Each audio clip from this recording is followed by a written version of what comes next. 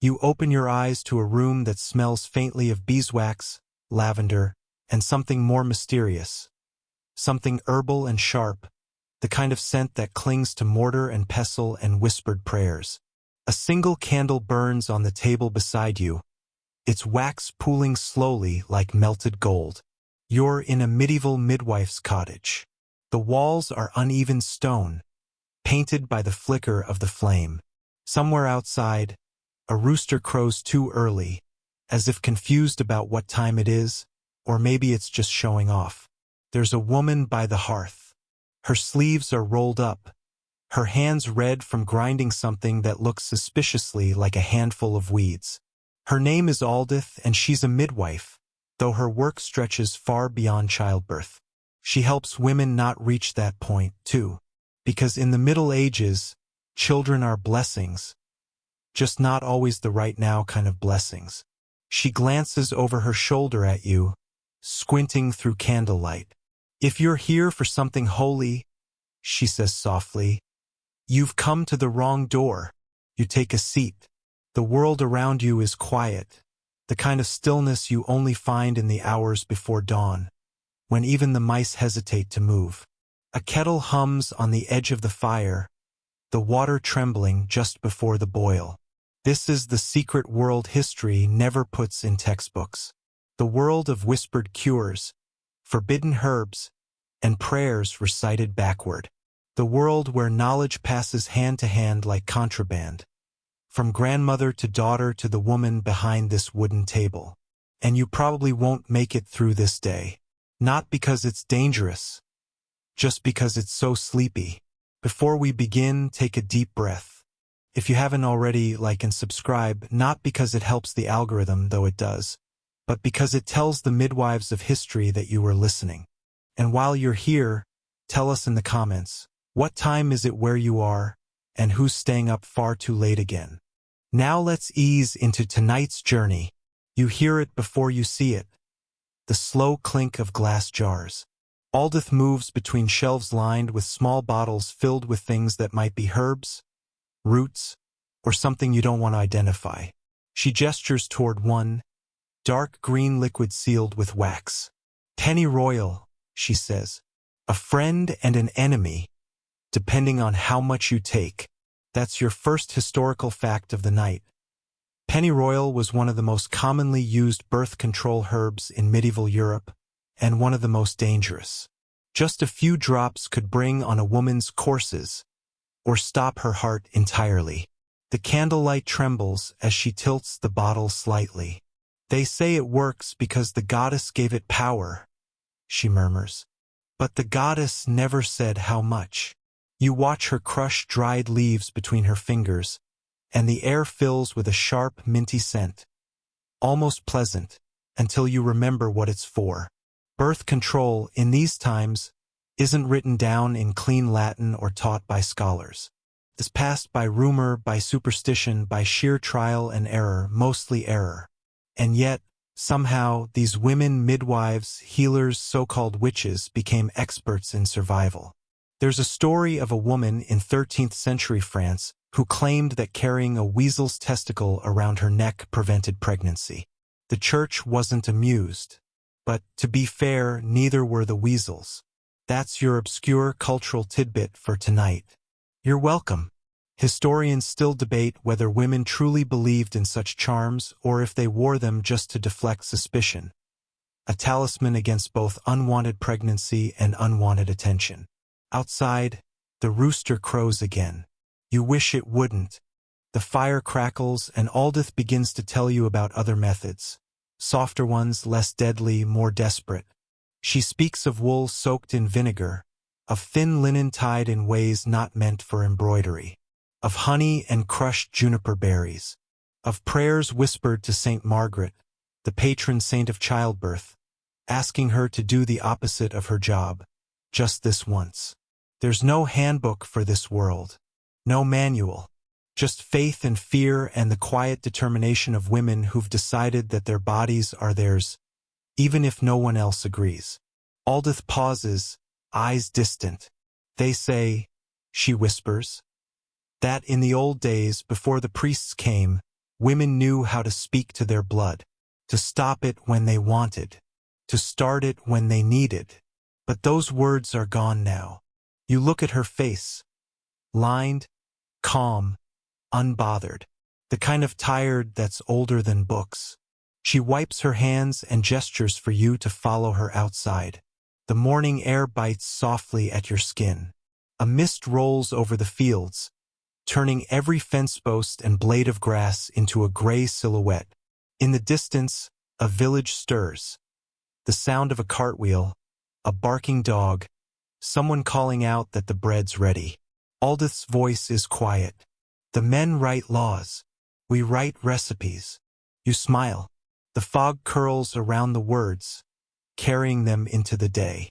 You walk down the muddy lane from Aldith's cottage, boots squelching with every step. The mist clings low, heavy with the smell of earth and something faintly sour. Smoke from peat fires, perhaps. Somewhere, bells ring from the church tower. They echo off the thatched rooftops like reminders. You pass a young woman balancing a basket of eggs.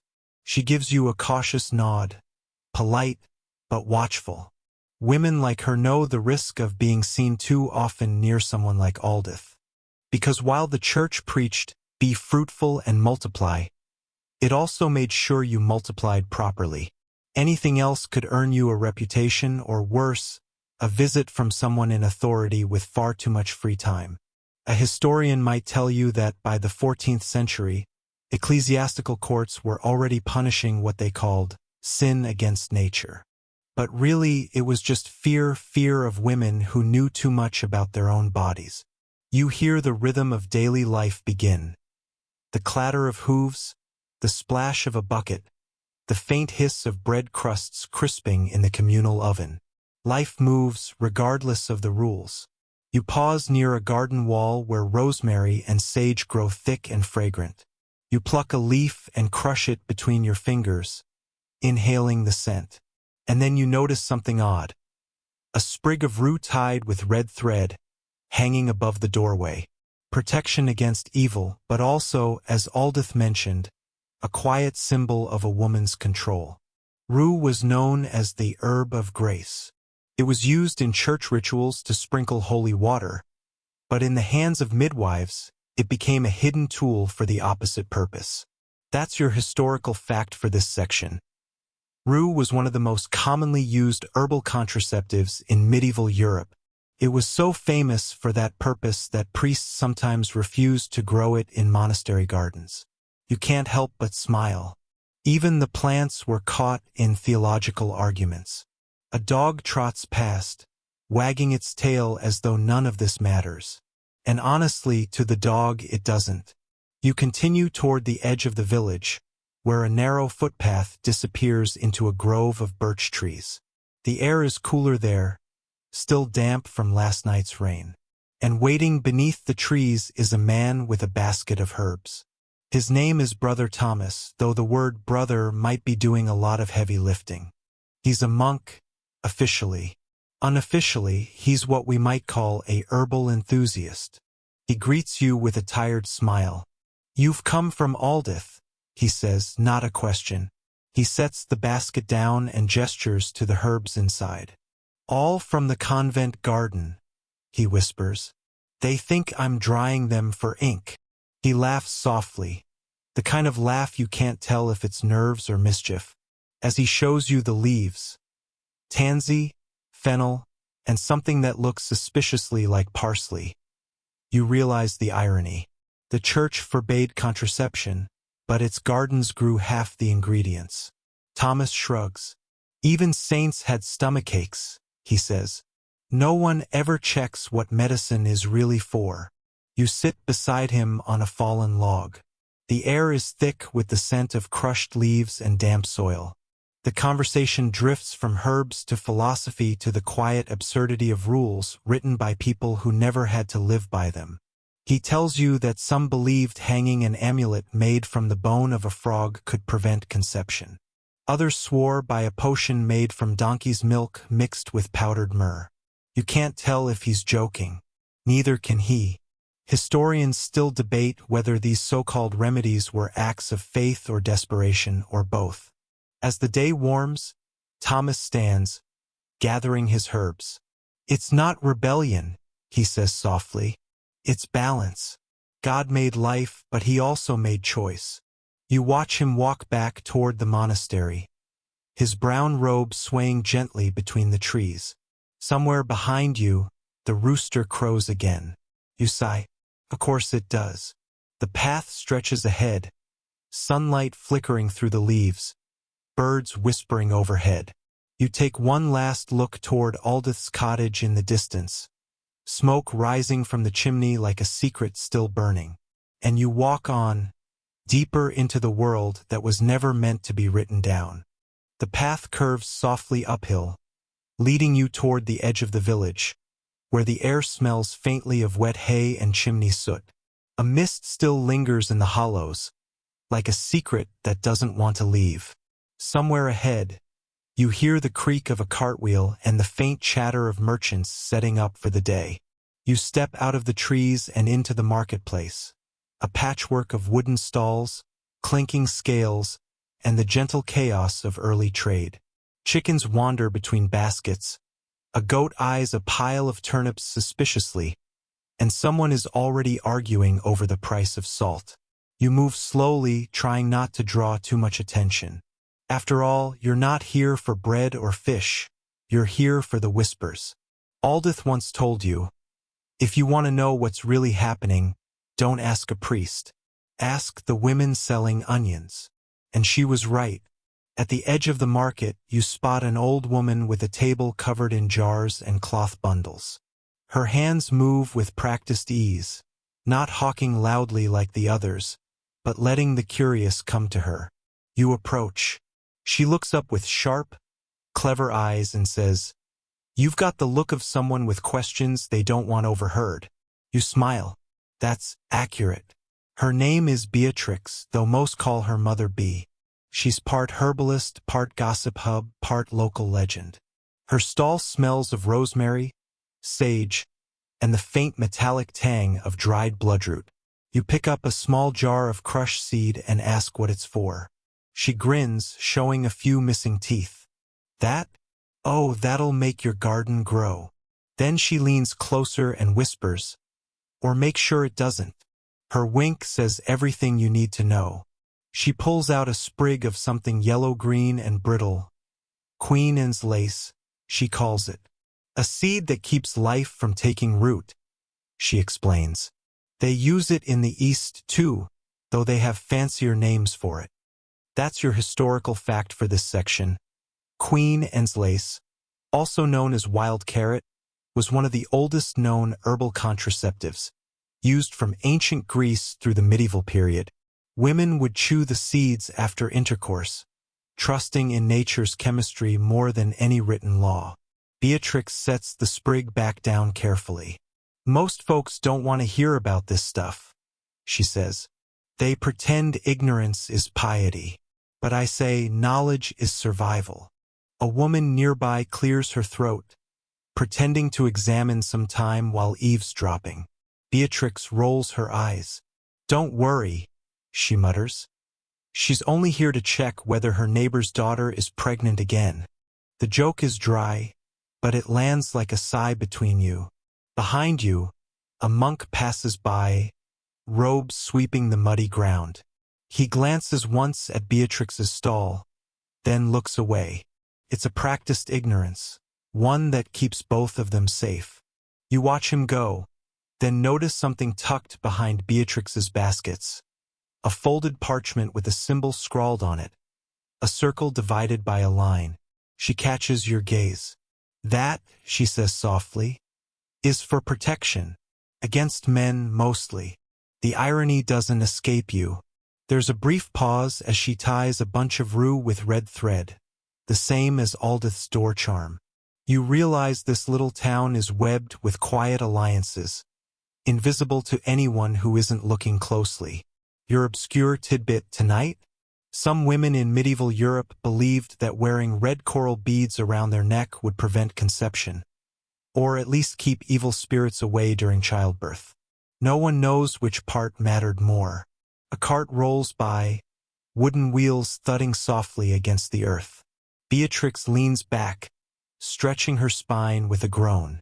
You know, she says, it's funny how men always say God made women to bear children, and yet none of them ever volunteer to help with the process.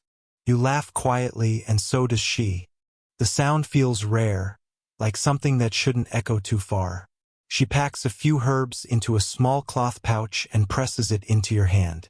Rue, carrot seed, and a bit of luck, she says. For protection, whichever kind you need. You thank her. She only nods, her expression softening. Don't get caught carrying that, she says. And if you do, tell them it's for your garden. You tuck the pouch into your sleeve and move on, weaving through the market until you reach the road again. As you walk, you think about all these invisible acts of resistance, soft herbal rebellions carried in aprons and whispered at wells. It's strange how history remembers kings and wars but forgets the women who quietly changed the odds of their own lives. The sky is a soft gray now, the clouds stretch thin like worn linen. You pause beside a wayside shrine, a wooden cross draped with dried flowers. Someone has left a small offering at its base. A sprig of rue, a coin, and a carved wooden heart. Faith, luck, and choice, the medieval trinity. You touch the edge of the wooden heart. It's smooth, polished from the hands of others who came before. And for a brief, quiet moment, you feel their echoes. All the unnamed women, waiting in the margins of time, whispering their secrets into the leaves. By afternoon, the sky has cleared. The sun, pale but persistent, filters through clouds like old parchment. You follow the road north, where it narrows into a rutted path lined with hawthorn and stone fences. The air is cool, the kind of autumn chill that makes your breath visible in soft puffs. Birds will overhead, starlings perhaps, weaving patterns that feel rehearsed, like the sky itself has choreography. You spot a small stone chapel ahead, half hidden by ivy. The door is open, though no one's inside. You step quietly over the threshold, your boots echoing against the flagstones. The air inside smells of wax and moss, a mix of prayer and neglect. Candles flicker along the altar, their flames bending in a draft from a cracked window. In the corner, a nun kneels in silence, her hands folded tight. She doesn't look up, but when she speaks, her voice carries easily through the stillness. You're not from here, she says. You confirm softly. She turns, revealing a lined but kind face, Sister Agnes. Her eyes are steady, curious, and a little amused. Few wanderers come to this place, she says. Fewer still leave with answers. She gestures for you to sit. The bench creaks beneath you, its wood worn smooth by centuries of elbows and confessions. Agnes begins to speak, not in sermons but in stories. She tells you about the women who come here, not for salvation, but for silence. For advice sometimes, for herbs occasionally. Yes, she says, noticing your look. Some of us know the old ways. Quietly, of course. We tend gardens, after all. A garden is neutral, until someone asks what you're planting. She laughs softly, the sound of someone who's made peace with contradiction. You ask if she believes in what she grows. Her answer is simple. I believe in mercy. That's your historical fact for this section. Even within medieval convents, nuns often practiced herbal medicine, and some used those same herbs for reproductive health, despite church doctrine forbidding it. Letters from certain abbesses even record recipes for regulating the monthly courses. Agnes rises and crosses to the window, where sunlight filters through dust. She picks up a dried sprig of sage and rolls it between her fingers.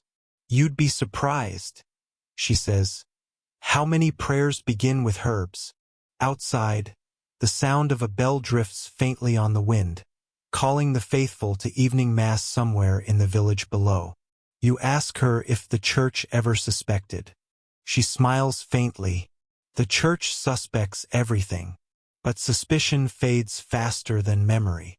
You sense that she's not afraid, perhaps because she knows her small acts are buried in the rhythm of daily obedience. Her obscure tidbit for tonight. In some convents, women believed that eating fish from certain ponds, blessed or not, could delay conception. The logic was unclear, but like most medieval ideas, it probably made perfect sense to the person explaining it. Historians still debate whether these convent remedies were officially tolerated or quietly ignored. After all, the line between healing and heresy was mostly drawn in ink, and ink smudges easily. Agnes turns back to you, her voice lowering.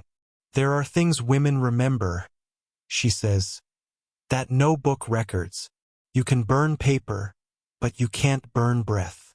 Her words settle in the air like dust motes, slow, soft, unhurried. As evening drapes itself over the hills, she lights another candle and places it in your hand. For the ones who couldn't speak, she says.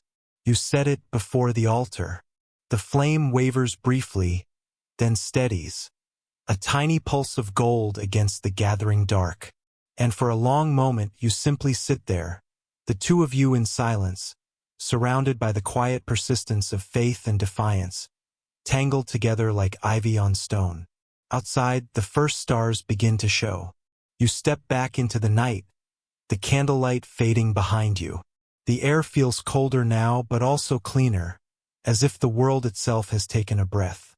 Somewhere down the hill, a single window glows in Aldith's cottage. You smile. Strange, the world feels smaller now, yet somehow deeper, like you're walking through layers of history that never really left, only learned to whisper. And you keep walking, one soft footstep at a time, following the path toward the next forgotten story. Morning again, the kind of soft, silver morning that looks half-finished, as if the sun got distracted halfway up the sky. Mist curls through the hedgerows. The earth smells of damp wool and crushed grass. Somewhere, a rooster crows late, sounding slightly offended that the day began without him. You walk toward the manor, the one that looms at the top of the hill like a judgmental uncle at a family dinner. Its walls are cold, pale stone, half covered in ivy. Inside, it smells of smoke, linen, and salted meat. You've been here before, though maybe not in this life. The air hums with the weight of hierarchy. Servants pass you, heads bowed, eyes flicking toward the floor. The sound of clogs on flagstone blends with the soft swish of aprons and the faraway thump of bread dough being kneaded. You make your way to the kitchen. It's the warmest place in the house and arguably the most honest. Here, gossip rises with the steam from the stew pot. At the long wooden table, a woman named Johanna is grinding something in a mortar. She doesn't look up when you greet her. If you're here for bread, it's on the shelf. If you're here for answers, wait till I'm done pretending this is soup spice. You wait. The pestle moves in slow, steady circles. When she's finished, she pours the crushed herbs into a cloth pouch and ties it tight. What is it? You ask. Pennyroyal, she says. Good for headaches, bad for honesty. She's not wrong. Pennyroyal menthopulegium was one of the most infamous herbs in medieval reproductive medicine. Used carefully, it could induce menstruation. Used recklessly, it could stop much more than that. That's your historical fact for this section. Pennyroyal was a real medieval abortifacient, known from Roman times onward. Midwives and herbalists knew it worked, but they also knew it could kill. Johanna tosses the pouch into a basket with others. We keep it hidden under the thyme, she says. No one questions time. It's too innocent. You watch her work, the measured motions, the careful weighing of ingredients. The science by candlelight, medicine by rumor. Does the lady of the house know? You ask. She smirks. Oh, she pretends she doesn't. But you'd be surprised how many noblewomen suddenly crave tea after certain visits from their husbands. There's the dry humor again, the kind that keeps reality tolerable. She pauses, looks up at you, and adds softly, "It's not about sin, it's about survival. A woman's body is her only house, and sometimes she needs to lock the door." That line sits heavy in the air, like dust that refuses to settle. In the corner, a cat watches you both. A ginger thing with one ear missing. It blinks slowly, unimpressed by history. Johanna ladles broth into a pot, the steam fogging her face. "You ever notice," she says, "how men write books about battles, but women keep the recipes?" You nod. "Exactly," she says, satisfied. "That's why we survive longer." Your obscure tidbit tonight. Medieval women believed placing a toad in a small linen bag and wearing it around the waist could prevent pregnancy. No one's sure why. Scholars still debate whether it was symbolic, superstitious, or just really bad early science. Johanna snorts when you mention it. "A toad? God save us. We can't even keep frogs out of the bread oven. Now they want one in the laundry." You laugh. She does too. For a moment, the kitchen feels lighter. Then she leans close, her voice dropping. "You didn't hear this from me," she says. "But the steward's daughter took a dose too strong last winter. She lived. Barely. The priest said it was punishment. I say it was poor measuring." You both fall silent. Outside, rain starts tapping softly on the window. You stare into the pot. The broth bubbling lazily, smelling of thyme and something sharper. "Careful with that one," Johanna says. "It doesn't forgive mistakes. Neither, it seems, does the world." As you step outside again, the cold hits you full in the face. You pull your cloak tighter and look back at the manor. It looms the same way power always does, tall, distant, and in denial of its own foundations. You keep walking down the hill, into the quiet hum of ordinary life, where history hides in kitchens, not cathedrals. You pass a small orchard, leaves trembling with the sound of bees. A few villagers are gathering apples, laughing as they drop them into baskets. For a moment, the world feels merciful again. By the time the sun begins to set, you've reached the river. It moves slow and wide, reflecting the sky like a lazy mirror. A wooden bridge crosses it, more gaps than planks, really, and beside it, a small mill hums with the rhythm of grinding grain. You hear singing before you see the singer. A woman's voice, low, deliberate, untrained but confident. It drifts across the water like smoke. She sits near the mill wheel washing clothes. Her sleeves are rolled up to the elbow, hands red from cold water. When she sees you, she grins. You look like someone who's walked through too many stories. You grin back. "I'm trying to catch up." Her name is Elswith. She's a miller's wife, though she speaks like someone who's read things she wasn't supposed to. You sit nearby, the damp boards creaking under your weight. She hums a moment longer, then says, "You're looking for the old ways, aren't you?" You admit it.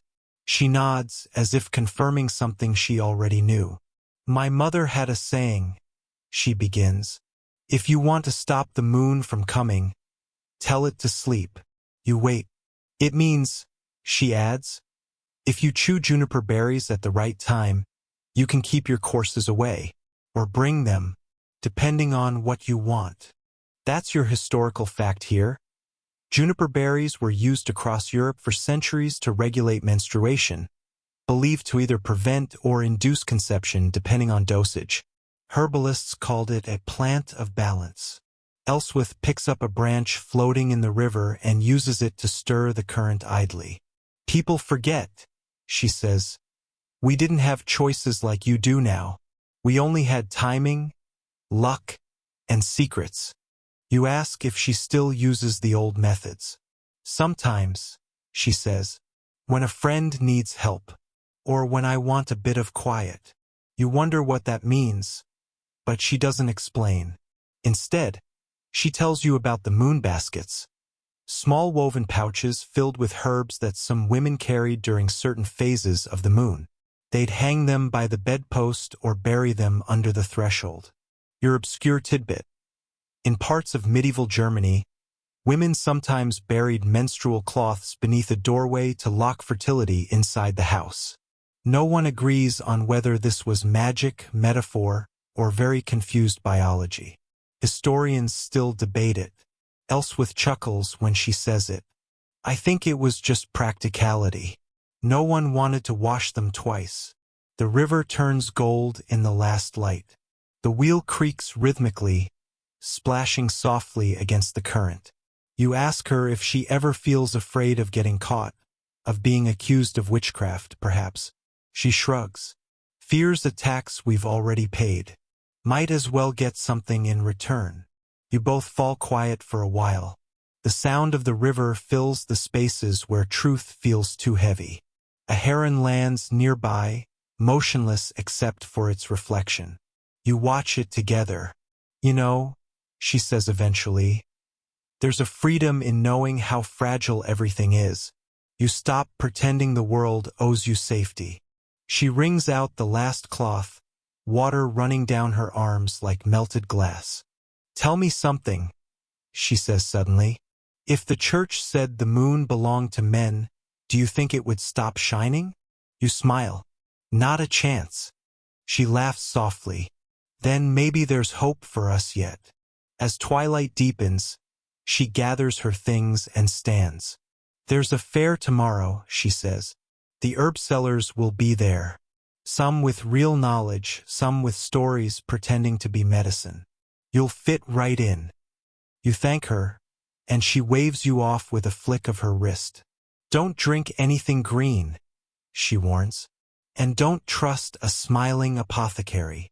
The sky is violet now, streaked with the last threads of gold. The river murmurs on, carrying secrets downstream. Too old to drown, too soft to shout. You turn away from the mill, heading toward the faint lights of the fairground in the distance. And as the first night stars appear, you realize the story, like history itself, is just a long walk beside a river, trying to listen to everything the water remembers. The fair begins at dawn, though really it never stops. Somewhere between the last drunk song and the first crow of the rooster, the night quietly turns into morning, and the square begins to fill with color. You walk through it slowly, the way one drifts through a half-remembered dream. The air smells of rain on dust, honey cakes, and sheep. There's laughter, argument, prayer, and bargaining. All happening at once.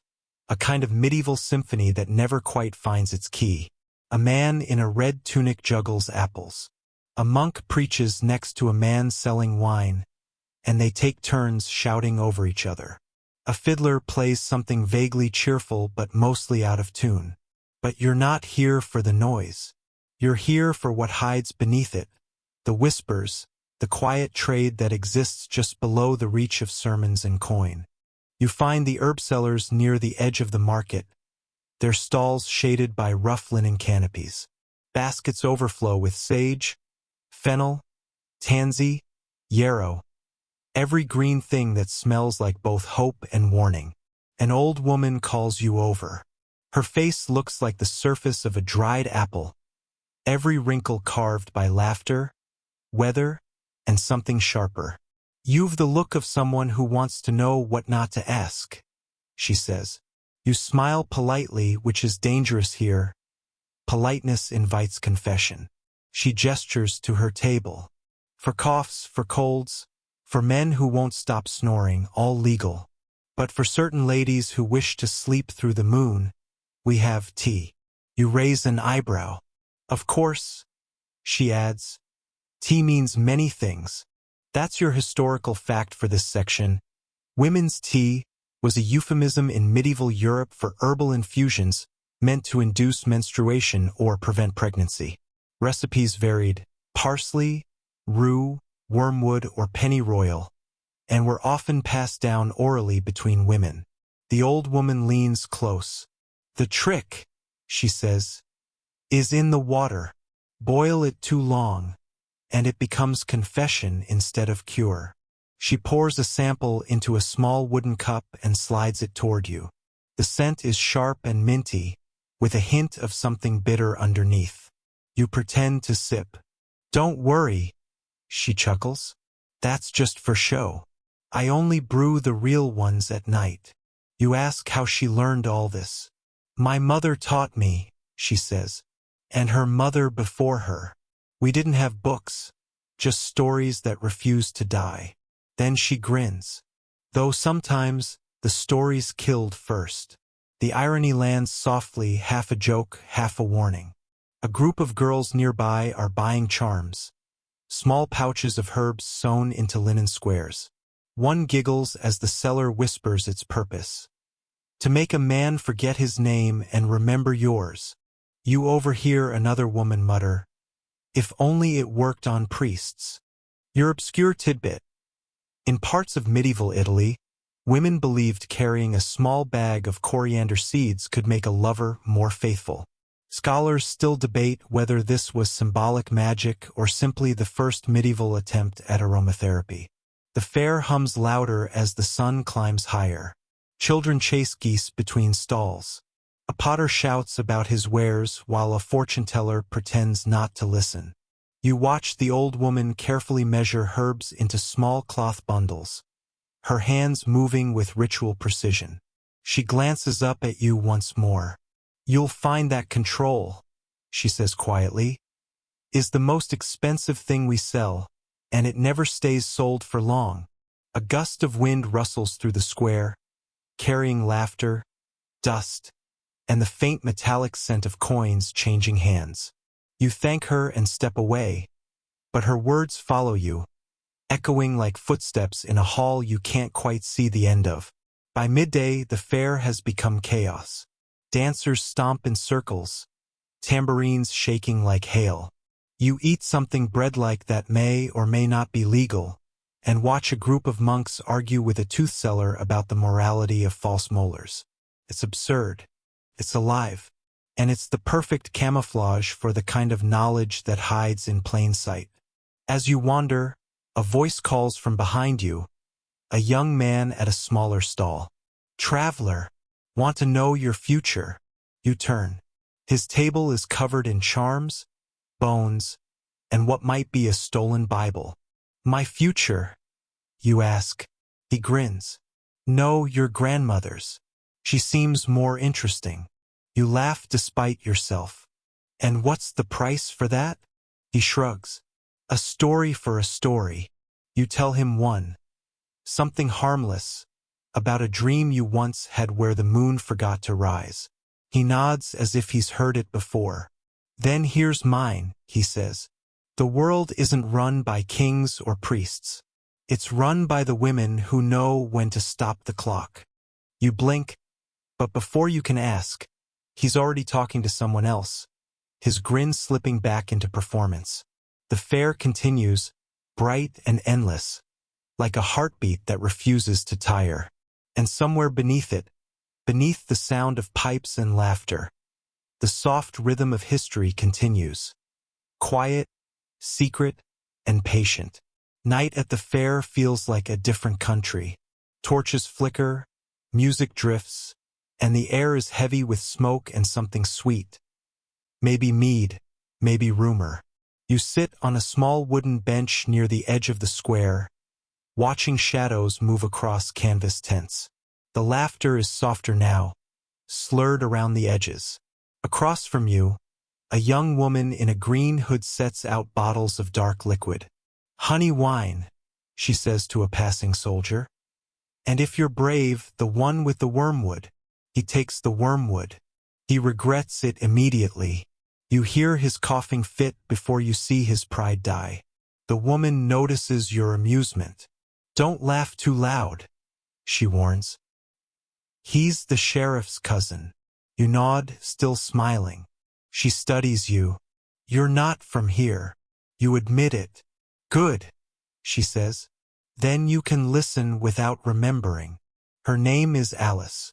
She's a healer of sorts, though she insists that healer is just a polite word for risk-taker. She gestures to the bottles. Some of these are for sleep, some for pain, some for sins people won't name aloud. You ask if she's ever been caught.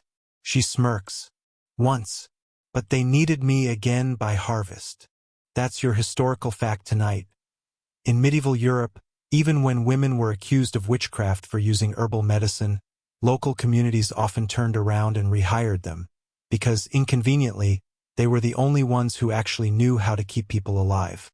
Alice offers you a small clay cup of something warm and fragrant. Not to worry, she says. This one just helps you dream slower. You sip. It tastes like spiced honey and smoke. The trouble, she continues, isn't the herbs. It's the fear. People fear what works too quietly. Her words settle into you like sediment. Slow, heavy, true. Nearby, a juggler drops a torch and swears softly. The crowd laughs, the way people do when pretending not to worry about fire. Alice leans closer. You want to know something strange? Always. There's a story from the north, she begins, that if a woman whispers her sorrow into a walnut shell and buries it under her bed, the pain leaves her body and grows into a tree. She looks at you, half smiling. No one knows if it's true. Historians still argue whether it was magic or just metaphor. I think it's both. There's your obscure tidbit. The night deepens. Drunk laughter fades into tired humming. Alice gathers her bottles, her movements calm and practiced. You ever wonder, she says, why men wrote laws about our bodies before they learned how they worked? You nod slowly. She snorts. Typical. They build a map before asking for directions. That earns your quiet laugh. One of 3 required jokes that feels earned, not forced. Alice stands, ties her cloak, and says softly, you know, sometimes I think we've been writing our own laws all along, just with leaves instead of ink. You ask what happens if those leaves blow away.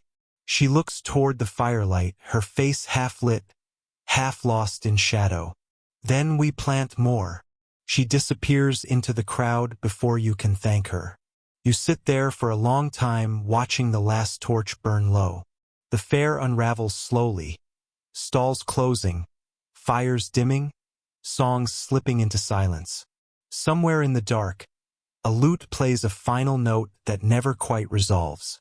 And as the night folds itself around you, you realize something simple, something almost tender.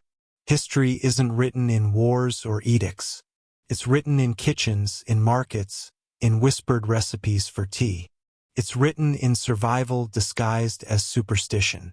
It's written in the hands that stirred herbs into boiling water and hoped for mercy. The torch dies completely.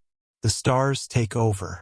And the story, quietly, endlessly, continues.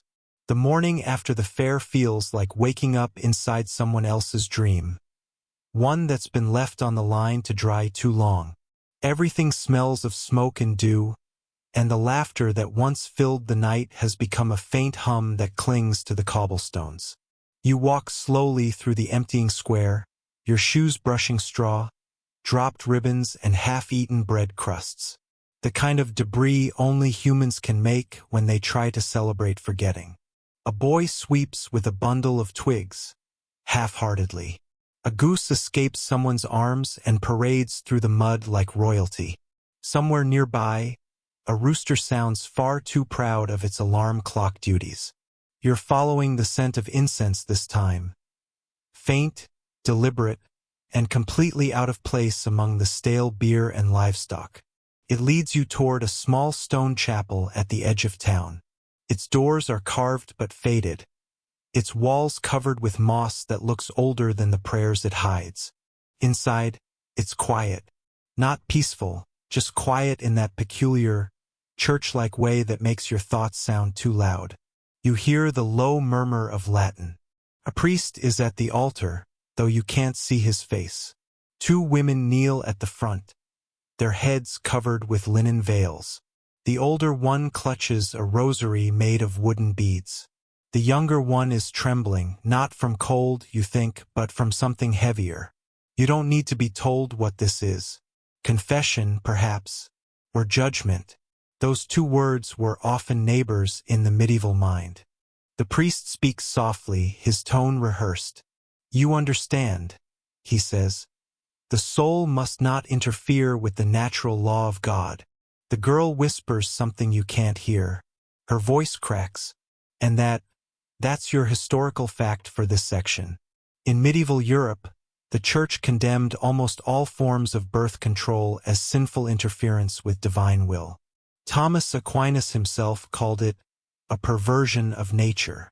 Yet, beneath the pews and sermons, people still found ways. When the priest leaves, the older woman stays behind. She helps the younger one to her feet, presses a small pouch into her palm, and murmurs, "Boil it with milk. Pray before you drink." You've seen that pouch before. Rue, tansy, and something else, probably wormwood. Outside, sunlight slices through the mist. The bells begin to ring, heavy and endless, like a heartbeat that refuses to rest. You walk away, but the sound follows you, echoing across the fields. By midday, you find yourself in a smaller village down the hill. The houses are quieter here, humbler, made from wattle and daub. Smoke rises from thin chimneys, and someone is singing to a baby. The tune simple, half lullaby, half spell. An old woman sits by her door, spinning flax. She glances up as you pass. "You're not from here," she says, as if it's a diagnosis. You smile and admit it. "Then you should know," she continues. "Every house here keeps two secrets, one for God, one for the midwife." You ask what she means, and she only hums a little. "You'll see." Later, in the tavern, someone tells you about the midwives of the valley, women who served as both healers and confessors. They knew when to whisper, when to disappear, and when to defy politely. One such midwife, they say, once saved a noblewoman from ruin using nothing but vinegar, wool, and clever timing. The obscure tidbit here: medieval women sometimes soaked small pieces of wool or linen in vinegar or olive oil and used them as primitive contraceptives. Crude by modern standards, yes, but remarkably practical for a world where science and superstition were often the same ingredient with different labels. You sip your ale and listen. The fire crackles. Someone laughs too loudly at something that isn't funny. The old woman's voice from earlier lingers in your mind. "Two secrets," she'd said. You suspect the second one, the midwife's, might just be the secret to surviving history itself. As the night grows heavier, you find yourself thinking about the girl in the chapel. Whether she drank the tea, whether she prayed before or after. The bells have stopped, but their echo has not. You finish your drink, wrap your cloak tighter, and step back into the wind, where faith, fear, and freedom blur into one long, quiet sigh. By the time you reach the forest road, the sound of the village is gone. It's just you, the trees, and the soft crunch of leaves that never seem to end. You follow a narrow path that winds through birch and oak. The branches above you knit together like old hands, blocking most of the sun. It feels like walking inside a secret. At a small clearing, you see her, a woman gathering herbs, her basket already full. She hums under her breath, a tune that doesn't belong to any church. She notices you, but doesn't seem alarmed. "Looking for something?" she asks, her voice low, almost kind. You tell her you're only walking. "Everyone says that," she replies, smiling faintly, "until they start asking about Tansy. Her name is Beatrix. She lives on the edge of the forest, healer, widow, suspected witch." Those words often meant the same thing. She gestures for you to sit on a fallen log. You do. "You know what they say about winter babies?" she asks. You shake your head. "They come when the woodpile runs out," she says. Then she laughs. A dry, crackling laugh that sounds older than she is. You laugh too, because what else can you do? Humor, after all, is history's oldest form of rebellion. That's your first light joke of the section. Beatrix sets down her basket and begins sorting herbs into smaller bundles. Every plant, she says, has two names. One for the priest, one for the woman who actually needs it. You ask which name is which. She grins. Depends who's listening. You spend an hour watching her work, grinding, measuring, muttering. The forest smells of crushed leaves, damp soil, and something faintly peppery. She tells you that rue can turn away the moon, meaning, in her words, make the body forget its timing. She tells you that Queen Anne's lace seed, chewed after lying with a man, could keep the womb as clean as the morning frost. That's your historical fact here. Queen Anne's lace, wild carrot, seeds were indeed used in ancient and medieval medicine as a natural contraceptive. Some modern studies suggest it may have mild anti-fertility effects, though historians still debate whether medieval women understood the science or simply trusted the pattern. Beatrix keeps talking, half to herself. Men call it witchcraft when it works, she says, and ignorance when it doesn't. There's your second joke, subtle, soft, but true. A sudden wind shakes the branches, scattering petals from her herb pile. She sighs. Even the forest eavesdrops now. When you ask if she's afraid of being caught, she shrugs. I don't fear what's older than me, God or otherwise. Then, more quietly, the ones who come to me, they're not sinners. They're just tired. She ties up the last bundle and hands it to you. For your sleep, she says. No charge. You thank her, though you suspect the real price will come later. Not from her, but from the world that insists every woman who knows too much must pay in whispers. As you leave, she calls out, remember, every cure is also a confession. The road ahead darkens. You walk in silence, your mind thick with thoughts and scent. That's when you see something strange. A carving on a nearby tree. A circle enclosing a spiral, surrounded by tiny crosses. Beatrix had called that a mark of safe passage. But you've also heard others say it means beware. Historians still debate which is true. That's your required scholarly uncertainty, the fog that all good history walks through. By nightfall, the forest thins, and the first stars appear. Cold, scattered, infinite. You think of the chapel, the fair, the whispers under the torches. Of the women who brewed tea under the guise of hospitality. Of the quiet power in every herb that dared to grow where Scripture said nothing should. And for the third and final quiet joke of this section, you think, if men had been the ones drinking these potions, someone would have written the recipe in gold by now. You chuckle softly, then breathe in the night air. Cool, earthy, filled with ghosts that never quite left. The path bends. The moon follows. And somewhere you sense Beatrix's laughter still echoing through the trees. Because history, for all its silence, never really stops whispering. You wake to the sound of something ancient. Not the church bell, not the rooster, not even the mutter of a distant market. It's the forest itself, sighing. A cold fog hugs the ground like a memory that refuses to fade. You can't see much beyond a few feet, just the outline of the road, a crooked fence, and the faint glow of someone's lantern in the distance. The light moves slowly, then pauses. You follow it, because, really, what else is there to do when the forest offers you a mystery? As you draw closer, you realize it's not a lantern. It's a window, a small cottage crouched beneath the trees, half swallowed by ivy and snow. Smoke rises from the chimney, lazy and gray. You knock once, and the door opens before you can step back. A woman stands there, older than Beatrix, her hair like dried corn silk and her eyes clear as rain. She studies you, then smiles the kind of smile that feels like a test. You're too early, she says.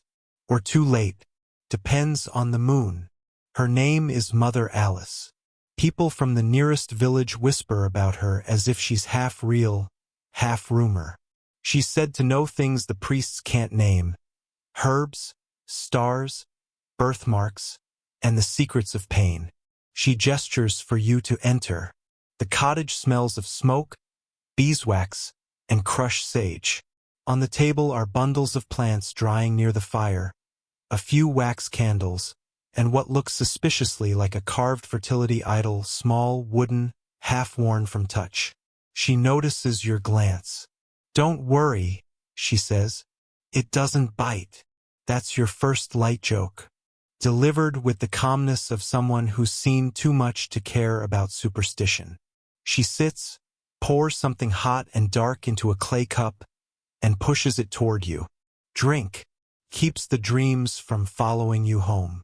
You hesitate, then sip. Tastes like smoke and nettle. She watches you over the rim of her own cup. You've met Beatrix, haven't you? You nod.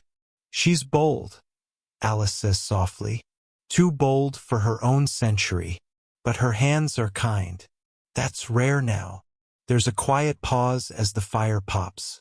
Then, as if she's decided you're ready for the truth, she leans closer. There's something they don't tell you in the churches, she says.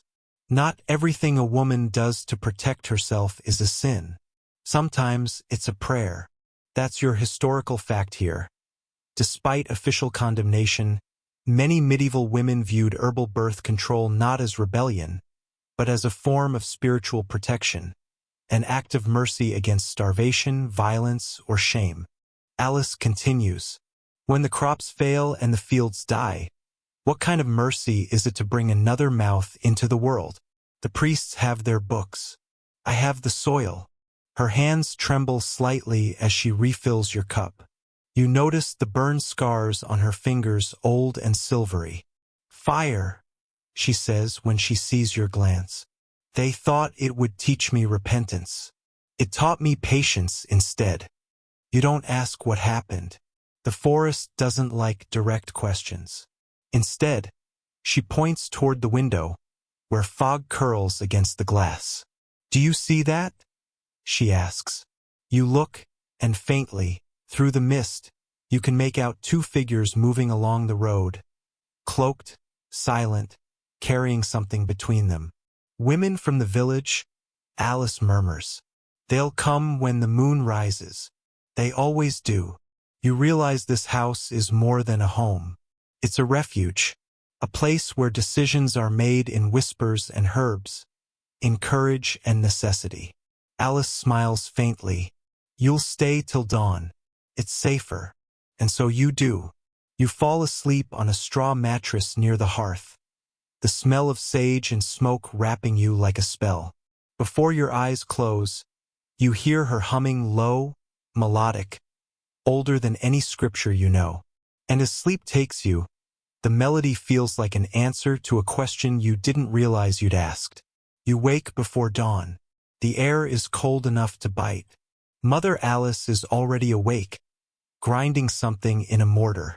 The fire is low, the candles nearly gone. Outside, the forest glows faintly silver. Come, she says softly. They'll be here soon. You follow her out into the half-light. The ground is stiff with frost, every blade of grass jeweled with ice. By the old stone well, two women wait. One middle-aged, one young and pale as linen. The younger one keeps her arms folded across her stomach. Alice greets them quietly. No prayers, no ceremony. Just the simple nod of understanding between people who live beneath the same silence. The women follow her inside. You stay back, though you can hear the soft rhythm of voices, water pouring, and the rustle of cloth. There's a stillness to it, like listening to the world hold its breath. Then, a muffled cry. Then, nothing. Alice steps outside a while later, her face calm but unreadable. She kneels by the frost-covered herbs and begins to bury a small bundle wrapped in cloth. You don't ask what it is. You already know. And that's your obscure cultural tidbit for this section. In parts of medieval Europe, healers and midwives would bury remnants of herbal remedies or fetal remains in consecrated ground, sometimes in secret, sometimes beneath trees associated with fertility or rebirth, like hawthorn or apple. It was both an offering and a way of returning life to the earth. Alice finishes the task, murmuring something too quiet to hear. Then she looks at you. Do not pity her, she says. Pity the world that gave her no choice. You nod, but your throat is tight. She stands slowly, brushing dirt from her hands. Do you know what the hardest part is? She asks. The forgetting. Women are taught to forget. But the body remembers. She gazes into the forest. The men write the stories, she continues. But it's the women who live them. That's your first quiet joke. The kind that sounds like wisdom because it is. You help her carry water from the well. The pail creaks and she chuckles. I told you this world has a sense of humor. It just doesn't laugh out loud. That's your second. As the sun climbs, a rider appears on the path. A man in a dark cloak, wearing the insignia of a local bailiff. His horse snorts clouds of steam. He dismounts, his boots crunching on the frost. Alice of Hartham? He calls. Alice doesn't move. Depends who's asking. He hands her a parchment sealed with wax. She doesn't open it. They say, the man mutters, you've been practicing the forbidden arts. Alice smiles faintly. If healing is forbidden, then I am guilty. He scowls, clearly unprepared for defiance. You'll come with me. The magistrate wants words. You feel your chest tighten. The air itself seems to hold its breath. Alice wipes her hands on her apron. Tell the magistrate, she says quietly, that words are all I've ever had, but they never listen. The man hesitates, then rides off, muttering something about witches and confession. When he's gone, Alice sighs. It was bound to happen. You ask what she'll do. Hide, she says simply, like wisdom always does. You follow her inside as she begins to gather her belongings. Jars, bundles, books with no names. Will you be safe? You ask. She smiles, and for the first time it's real. Safety is just another word for being forgotten. I prefer being remembered quietly. That's your third joke, the kind only the brave ever earn. By the time you leave the forest, the cottage is gone. Not burned, not broken, just gone. As if the trees decided to fold it back into their roots, keeping it safe where no man's law could reach. Historians still debate whether women like Alice were real or just folklore, wise women invented to explain the unexplainable. But the earth remembers them. The recipes survive. The whispers travel. And as you walk back toward the village, you swear you can still smell sage and smoke. It lingers on your cloak, your hair, your hands. It smells like truth. And truth, in any century, has always been the most dangerous perfume. The road back to the village feels longer this time. The trees seem taller, the shadows heavier, as if the forest itself has decided to think about what you've seen. You follow the sound of a distant bell. It's not from a chapel, but from a monastery, small, square, and gray, its stones crusted with moss and humility. A monk waves as you approach, cheerful in that serene, suspiciously calm way only men with no deadlines can manage. He introduces himself as Brother Conrad, keeper of the garden and unofficial guardian of gossip. You tell him you've come from the forest. He nods knowingly. Ah, he says, the women's woods. He leads you inside through a narrow corridor smelling faintly of honey and damp parchment. The monastery is quiet, except for the rhythmic shuffle of sandals and the scratch of quills. In the courtyard, neat rows of herbs grow in tidy squares. Rosemary, rue, hyssop, sage. Conrad kneels to pluck a leaf and rolls it between his fingers. People think we grow these for our soups, he says, smiling faintly. We grow them for our sins. You raise an eyebrow. He laughs softly. You see, our vows forbid us certain pleasures, but they do not forbid managing temptation. That's your major historical fact. Many medieval monasteries maintained detailed herbal manuals, not just for healing the sick, but for curbing libido. Monks used plants like chasteberry, Vitex agnus castus, and skullcap to cool the humors and dull desire. You glance toward a nearby shelf filled with glass jars labeled in faded Latin. Some read agnus castus, others ruta, and one, mysteriously, aqua monici, monk's water. You ask what's in that last one. Conrad chuckles. A secret blend, bitter as sin. Keeps the body holy and the mind on the Psalms. That's your first joke. The kind delivered with the straight face of someone who's probably used it. He gestures for you to sit beneath the apple tree in the courtyard. The world thinks we live without temptation, he says. The truth is, we just try to outsmart it. You look at him, unsure if he's serious. He sighs and looks skyward. Once, a brother made a tonic so powerful that half the abbey fell asleep during morning prayers. We took it as a sign of divine approval. That's your second. He plucks another herb and places it in your hand. Smell this. You do. It's sharp, almost citrusy, with a faint sweetness underneath. Lemon balm, he says, for anxiety. We make tea of it when guilt becomes too heavy to confess. He leans in conspiratorially. We may live in poverty, but our therapy sessions are unmatched. That's your third. You spend the afternoon with him, learning about how monks kept extensive records of herbal preparations. Some copied from pagan texts, others borrowed quietly from Arabic medicine. It's an obscure cultural tidbit few realize. Medieval monasteries often served as silent bridges between cultures, preserving medical and botanical knowledge from Greek, Persian, and Egyptian sources. Conrad admits this softly, almost guiltily. Knowledge, he says, has no religion. It only pretends to. The bell rings for evening prayer. Conrad rises, brushing dirt from his robe. If you stay the night, you can hear our choir.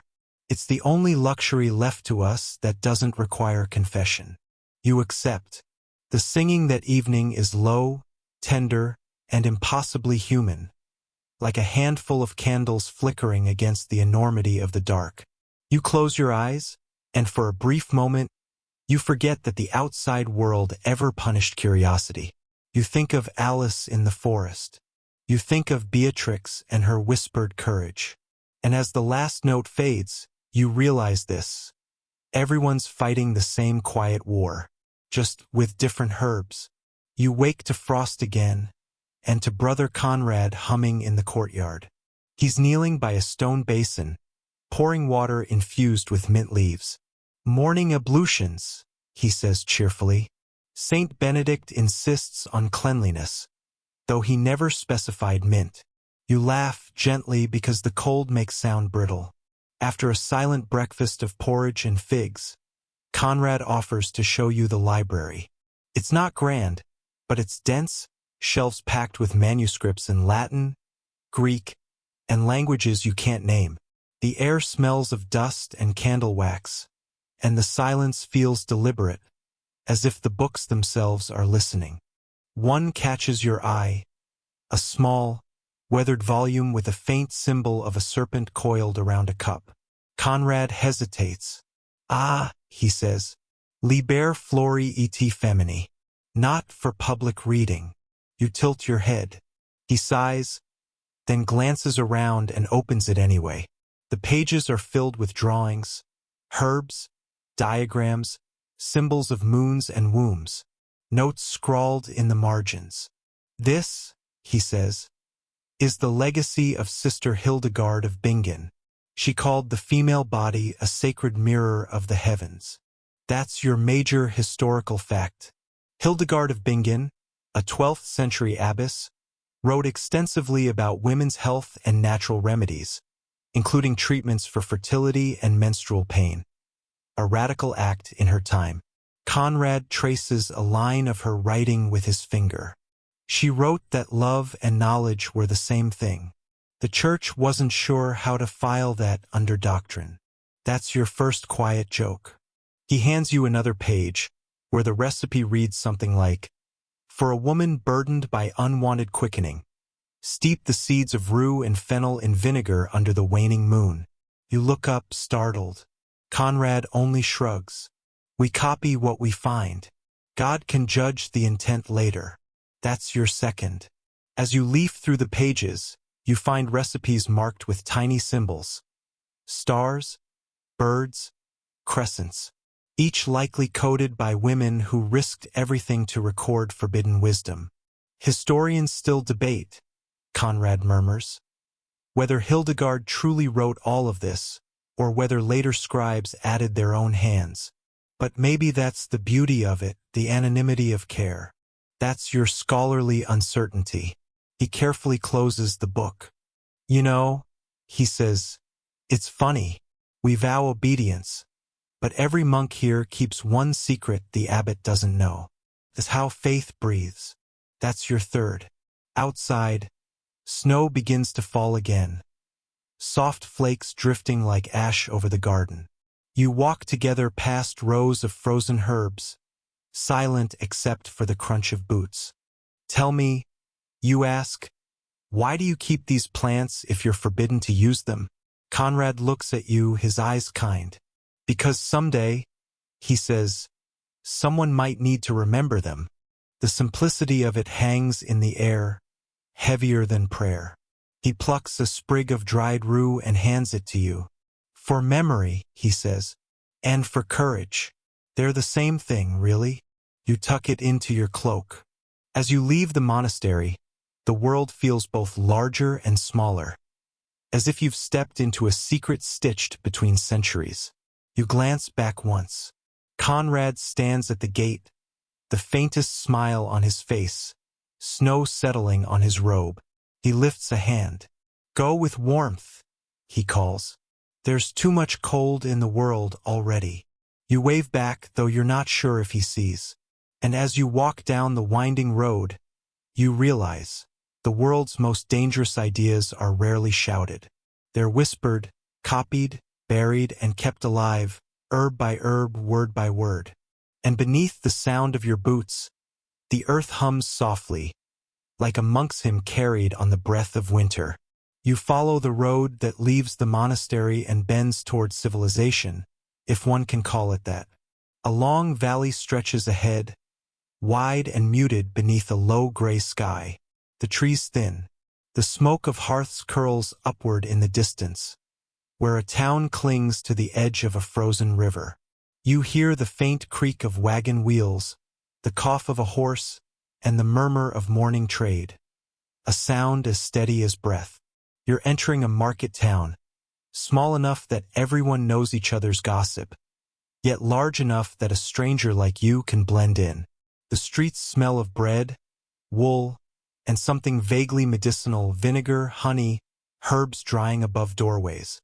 You pass stalls selling candles, dyed cloth, salted fish. But one stall catches your attention. It's quieter. A table lined with small glass bottles, each filled with liquids that shimmer amber, green, or almost golden pink in the light. A woman stands behind the table. She wears a heavy shawl, her hands stained faintly with something red. Perhaps wine, perhaps berries, perhaps neither. Her name, she tells you, is Marjorie. She's not a doctor, not a midwife, just a maker of things that help people sleep through pain. That's her phrase. Sleep through pain. She smiles when she says it, though her eyes look far away. You realize this stall isn't entirely legal. And you also realize that half the women in town have probably stopped here before, pretending to buy honey or soap. Marjorie shows you her wares. This one, she says, is willow bark and poppy, for the aches that wake you at night. She holds up another bottle. And this one is for the sleepless or sorrowful. Tastes terrible. Works wonders. You ask what's in it. She gives a knowing smile. A secret. You note your major historical fact. By the late Middle Ages, many herbalists, especially women, mixed medicinal brews from ingredients like willow bark, a natural source of salicylic acid, the basis for aspirin, valerian, and poppy latex, centuries before modern painkillers existed. She pours a few drops of one tonic into a clay cup and hands it to you. It burns going down, sharp and earthy, like honey steeped in soil. Marjorie laughs softly at your grimace. If it tastes good, she says, it probably doesn't work. That's your first joke. She gestures toward a shelf of bottles behind her, each labeled in careful script. Night's rest, easing heart, blessed quiet, child's comfort.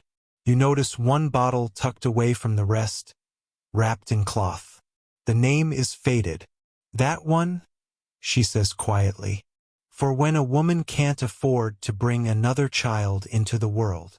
You hesitate. She doesn't meet your eyes.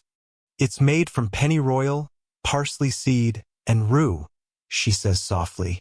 Her voice is low, not ashamed, just tired. Sometimes mercy is bitter.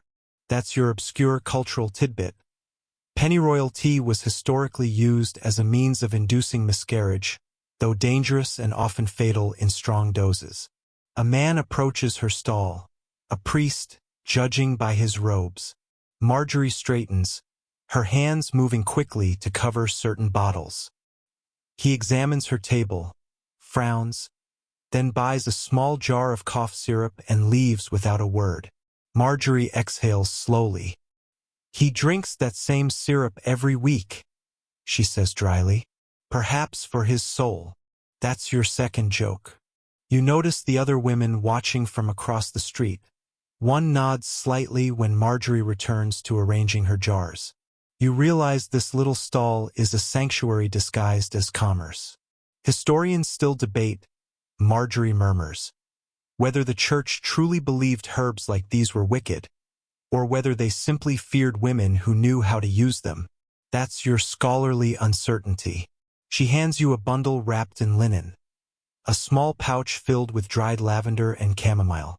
For dreams, she says, the good kind, or the ones that help you think clearly. You tuck it into your pocket. As you leave, Marjorie calls out, if anyone asks what you bought, tell them it was cough syrup. Everyone loves cough syrup. That's your third joke, soft but knowing. The wind bites as you step into the open street again. Behind you, the bell of the chapel rings, sharp and righteous, but it can't drown the quieter music of women who refuse to forget what the earth once taught them. You walk on, the scent of herbs clinging to your cloak like a memory. The river beside the town freezes overnight, and by morning it gleams like glass, still and slightly blue beneath the pale winter sun. You follow the banks where frost clings to the reeds and footprints press into the snow. Ahead, a manor rises from the mist. Tall walls, narrow windows, banners drooping from the towers. It's not quite a castle, more like a wealthy man's idea of one. You're greeted by a steward who ushers you through a long hall lined with tapestries. Scenes of hunts, saints, and banquet tables too clean to be true. At the end of the hall, by the fire, sits a woman in an embroidered gown. She looks both regal and bored, like someone who has read every book aloud to her and still feels unsatisfied. Her name is Lady Eleanor. She smiles when she sees you, not warmly, but curiously, as if she's been waiting for something to distract her from embroidery and etiquette. Ah, she says, another traveler. Tell me, what do people still say about women like me? You hesitate. Ah, she continues, that we faint often, read too much, think too little. Delightful. That's your first joke. She gestures to a small wooden box beside her.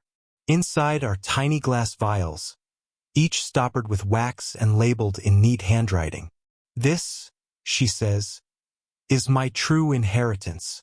The household physicians think I'm mad, but I keep my own records. I call it a journal of female survival. You open one vial and catch the faint smell of cloves, rosewater, and something sharper, vinegar. That, she explains, is vinegar of the 4 thieves, good against plague, bad smells, and unwanted company. That's your major historical fact. For thieves' vinegar was a real medieval concoction, a mix of herbs, vinegar, and garlic believed to ward off disease. The name came from a legend of thieves who used it to rob plague victims without falling ill. Eleanor leans closer. I once gave it to my husband when he had a fever. He said it smelled like regret. That's your second joke. You notice she writes notes beside each vial, not just recipes but observations. Too bitter, one says. Caused hiccups, says another. Worked wonderfully. Will hide recipe from steward. You ask where she learned such methods. Eleanor smiles. From servants, travelers, and the women they married. Knowledge trickles upward, not down. That's your obscure cultural tidbit. In noble households, much of a lady's informal education came from servants. Cooks, maids, and herbalists, who passed on practical knowledge disguised as gossip. Historians still debate, she muses, whether noble women like me practiced medicine in secret, or whether we simply pretended to, for amusement. I assure you, it was never just amusement. That's your scholarly uncertainty. She offers you tea, well, something tea-like, steeped herbs in hot water. You sip, and it's pleasant, floral, with a faint tang of lemon and smoke. It's from Sicily, she says. A friend sent it, supposedly for melancholy, though I find it pairs best with irony. That's your third joke. You both laugh softly, not because it's funny, but because it's lonely. Outside, snow begins again, thick flakes settling against the window panes. Eleanor stares out at them, her expression unreadable. You know, she says quietly, they tell us our duty is to endure, but I think endurance itself is a kind of rebellion, to keep living and learning, in a world that prefers you silent. Her words settle like embers in the air. You realize she's right. The quiet acts of knowledge, the herbs, the hidden journals, the careful whispers, were never small things. They were revolutions dressed in patience. As the fire crackles, you picture Marjorie's stall, Conrad's garden, Alice's whispered prayers in the forest. Different lives, same resistance. Eleanor closes her book. Stay for supper, she says. The conversation will be terrible, but the bread is warm. You accept. And as the servants light the candles and the day folds softly into dusk, you realize that even here, in the echoing halls of privilege, the old secrets of survival still breathe quietly between the pages of forgotten books and the perfume of rosewater and rue. The manor fades behind you like a dream at dawn, half-remembered tapestries, the echo of Lady Eleanor's dry laughter, the scent of rosewater lingering on your sleeves. You travel onward, the road bending south toward warmth and salt air. Days stretch into weeks. The forests thin, replaced by vineyards and olive groves shimmering in gold-green light. By the time you reach the city, the air hums differently, quicker, more confident, carrying the scent of citrus and human ambition. This is not some damp northern town. This is Florence or maybe Naples or somewhere in between. Historians still debate where this particular story took place. But let's not ruin the mood by fact-checking geography. The streets are bright with sun and chatter. Painters drag canvases outside to catch the morning light. Bakers shout prices over the bells of donkeys. And every corner smells faintly of rosemary, incense, and perfume. You pause at a doorway draped in blue silk. A painted sign above it shows a hand holding a rose, not a florist's emblem, but the mark of a perfumiera, a perfumer. Inside, It is cool and dim, lined with glass bottles and copper stills that gleam like captured sunlight. The woman who runs it greets you with a sly smile. Her name is Lucia di Verona. Her voice is low, her hair veiled, and her wrists glitter faintly with oil. She is, you quickly realize, one of those women the church disapproves of, not because she sins, but because she smells better than they do. She shows you shelves lined with flasks labeled civet, musk, ambergris, myrrh. It's all alchemy, she says lightly. But for the skin. That's your first joke. She picks up a small vial and lets you smell it. The sweet at first, then bitter, like crushed orange peel and smoke. This one, she says, I made for the ladies who prefer to spend more time praying than marrying. Keeps the suitors confused. You laugh softly, but Lucia doesn't. Her eyes are sharp. Sometimes scent is more than beauty, she explains. It's control. You can fill a room with perfume and suddenly, you're the one deciding how people breathe. That's your major historical fact. In Renaissance Italy, perfumers and apothecaries played overlapping roles. Perfumes were often medicinal, containing herbs, alcohol, and oils meant to purify air and body alike. They also served as subtle tools of influence, used by nobles and courtesans alike. Lucia pours a few drops of something clear onto a scrap of silk and waves it before you. Ambergris, she says, from the sea. A whale's gift, though I don't recommend asking how it's found. That's your obscure cultural tidbit. Ambergris, a waxy substance formed in sperm whales, was one of the most valuable ingredients in medieval and early modern perfumes, prized for its musky scent and fixative power. Lucia dabs a touch of the perfume on your wrist. Now, she says, everyone who comes near you will think of salt and heat and longing. Dangerous combination. You ask if the church ever questioned her craft. Lucia smiles without looking up from her still. They question everything, she says, but they still come to me when their robes start to smell of damp. That's your second joke. She leads you to a back room, darker, quieter. Here, rows of small clay pots sit cooling on wooden racks. These, she says, are my private recipes. Some are for scent, some not. You notice a jar labeled Olio di Luna, moon oil. What's that for? You ask. Lucia hesitates. It keeps the cycle predictable, she says softly. A few drops in wine, and a woman can decide when she bleeds. Or doesn't. The silence that follows feels ancient. Outside, the bells ring for vespers. Inside, Lucia keeps stirring her pot, unbothered. Historians still debate whether such tonics truly worked, she says. But we know this. Women believed in them enough to risk everything. That's your scholarly uncertainty. You watch as she pours the pale liquid into a small flask. Take it, she says, as a reminder that control begins in whispers, not wars. You slip it into your satchel. Before you leave, she adds, and if you want to smell like a saint, mix rose with myrrh and a pinch of salt. Saints always smell suspiciously nice. That's your third joke. The streets outside are glowing gold with the sunset, and for a moment, you understand Lucia's philosophy. That scent itself can be power, rebellion, and art, all hidden beneath the pretense of sweetness. As you walk away, you notice the perfume still on your wrist, mingling with the city's smoke and the cool sea breeze. A scent that says, someone once defied the rules and did it beautifully. You travel further south still, where the sea grows bluer and the nights longer. A ship takes you across the water.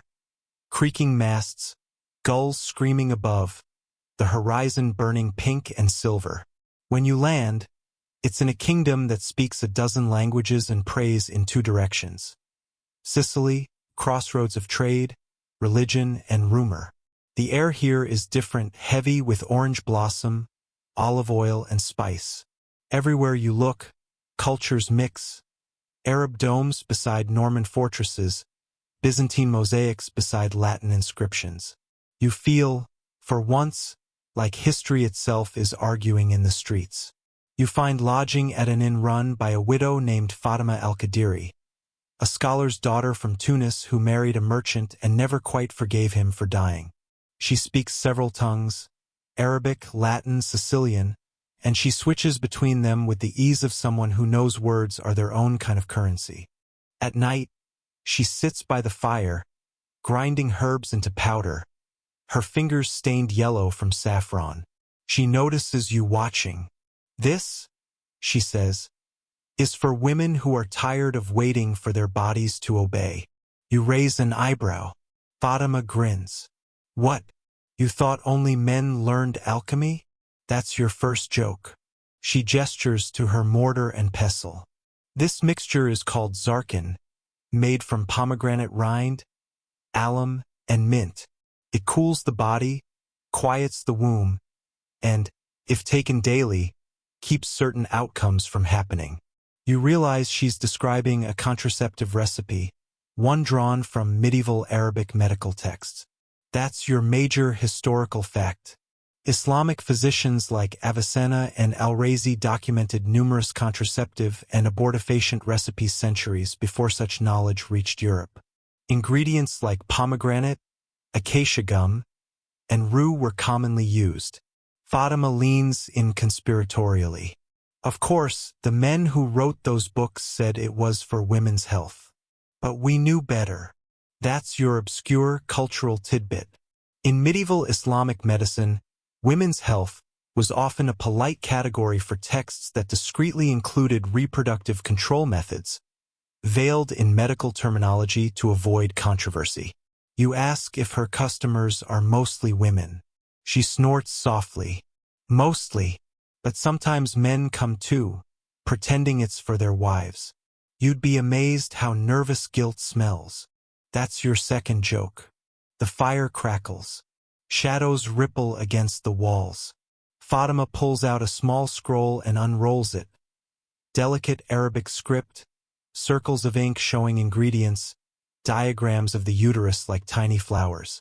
"Knowledge," she says, "is never wicked, only forbidden when useful." She looks at you carefully.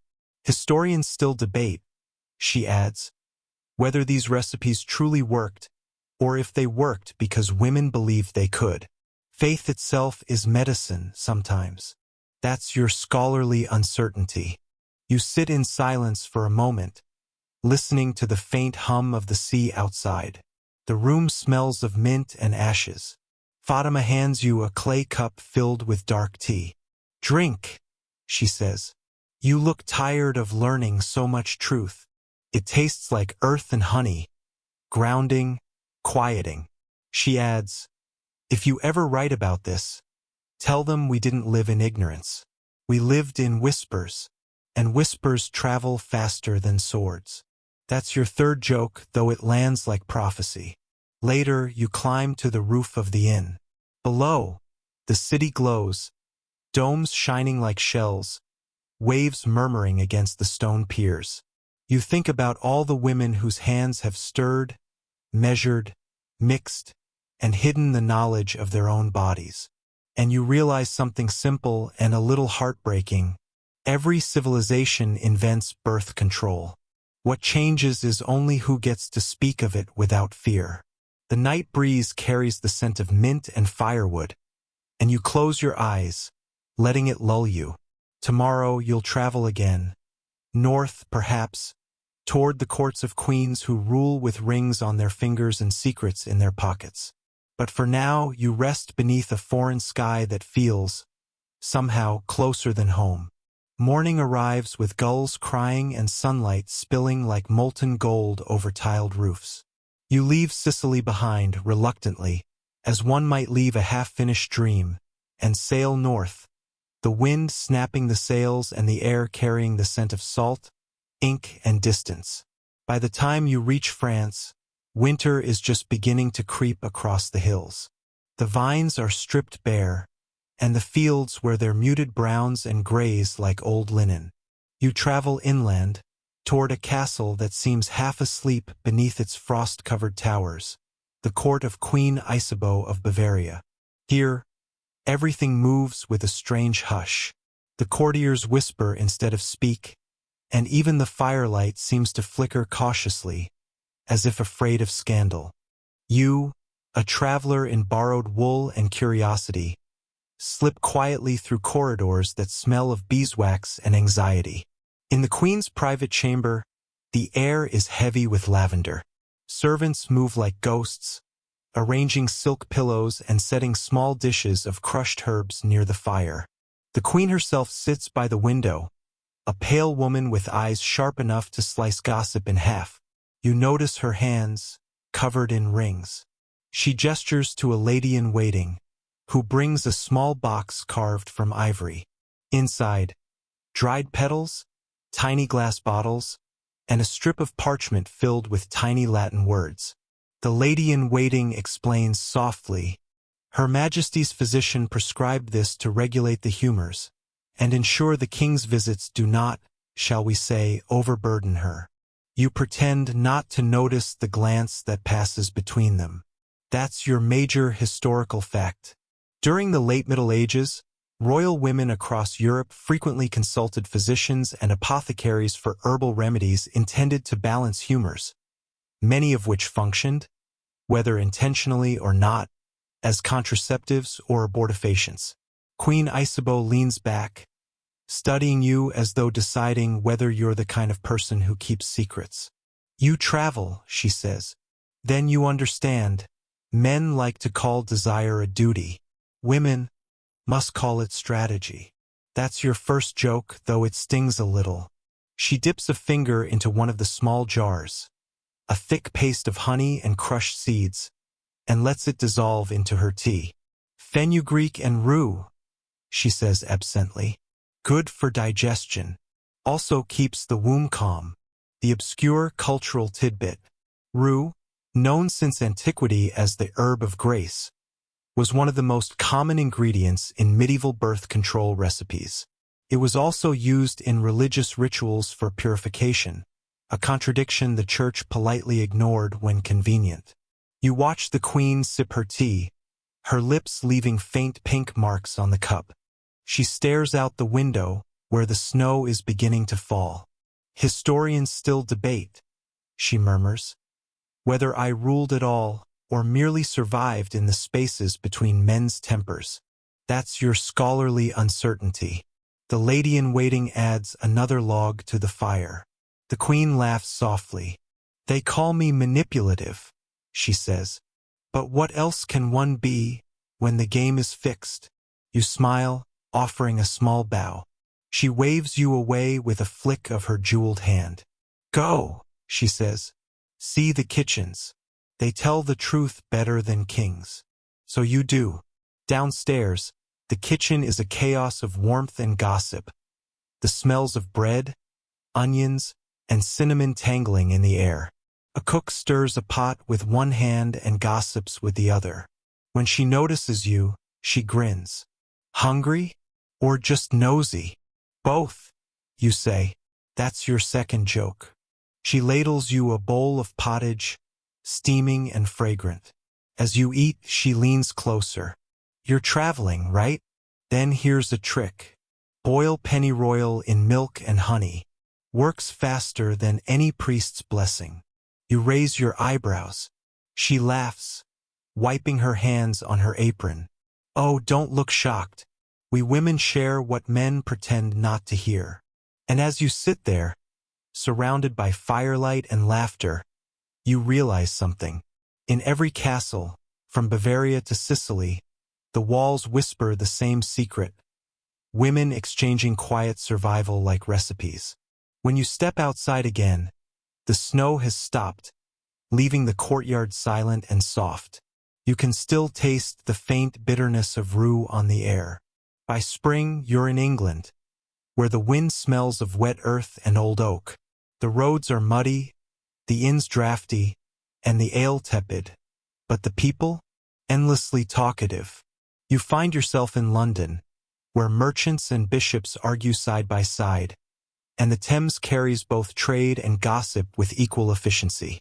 One morning, as fog drifts over the river like spilled cream, you visit a small shop wedged between a baker and a fishmonger.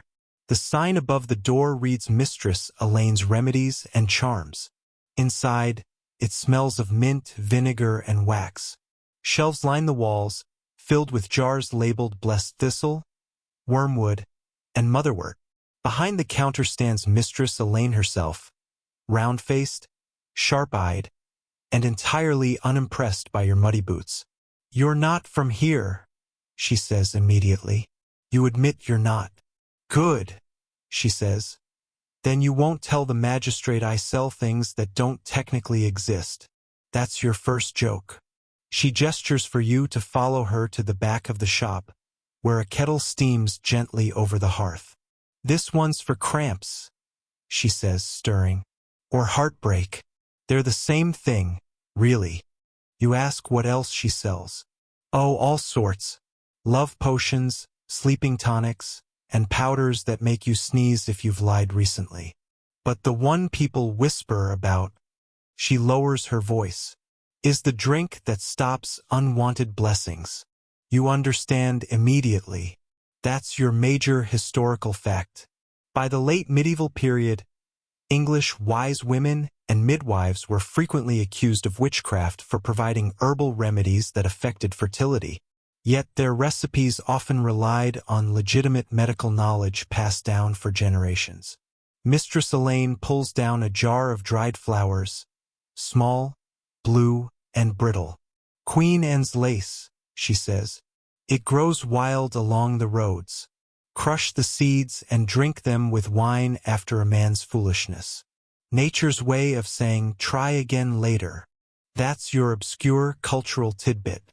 Even today, Queen Anne's lace seeds, from the wild carrot plant, are recognized as a natural contraceptive with mild effectiveness when taken promptly, one of the few folk remedies confirmed by modern science. You ask her how she learned all this. She shrugs. "My mother taught me, her mother before that, and one day the neighbors will call me a witch too." Tradition. That's your second joke. Outside, the bells of St. Paul's toll the hour. Mistress Elaine doesn't look up. She's measuring powder into a paper cone. "Historians still debate," she says softly, "whether women like me were healers or heretics. But maybe we were just tired of leaving everything to chance." That's your scholarly uncertainty. Before you go, she gives you a small bundle wrapped in cloth. "Yarrow and sage," she says. "Keeps away illness and uninvited guests. Both kinds." That's your third joke. You thank her and step outside. The fog has thinned, revealing the slow shimmer of the Thames. The world feels fragile, balanced between faith and reason, belief and biology. And as you walk toward the bridge, you realize that every place you visited, from Sicilian kitchens to English herb shops, carries the same quiet truth. The history of birth control isn't about sin or science. It's about women trying to keep their lives their own. The cobblestones gleam with rain. The river moves steadily toward the sea. You pull your cloak tighter, smile faintly at the faint scent of mint in your pocket, and keep walking. The road east feels longer than the map suggests, winding through soft valleys and pale skies, through rain that never quite decides whether to fall or hover. You pass windmills creaking in the damp wind, their sails turning with the weary rhythm of a world that has been repeating itself for centuries.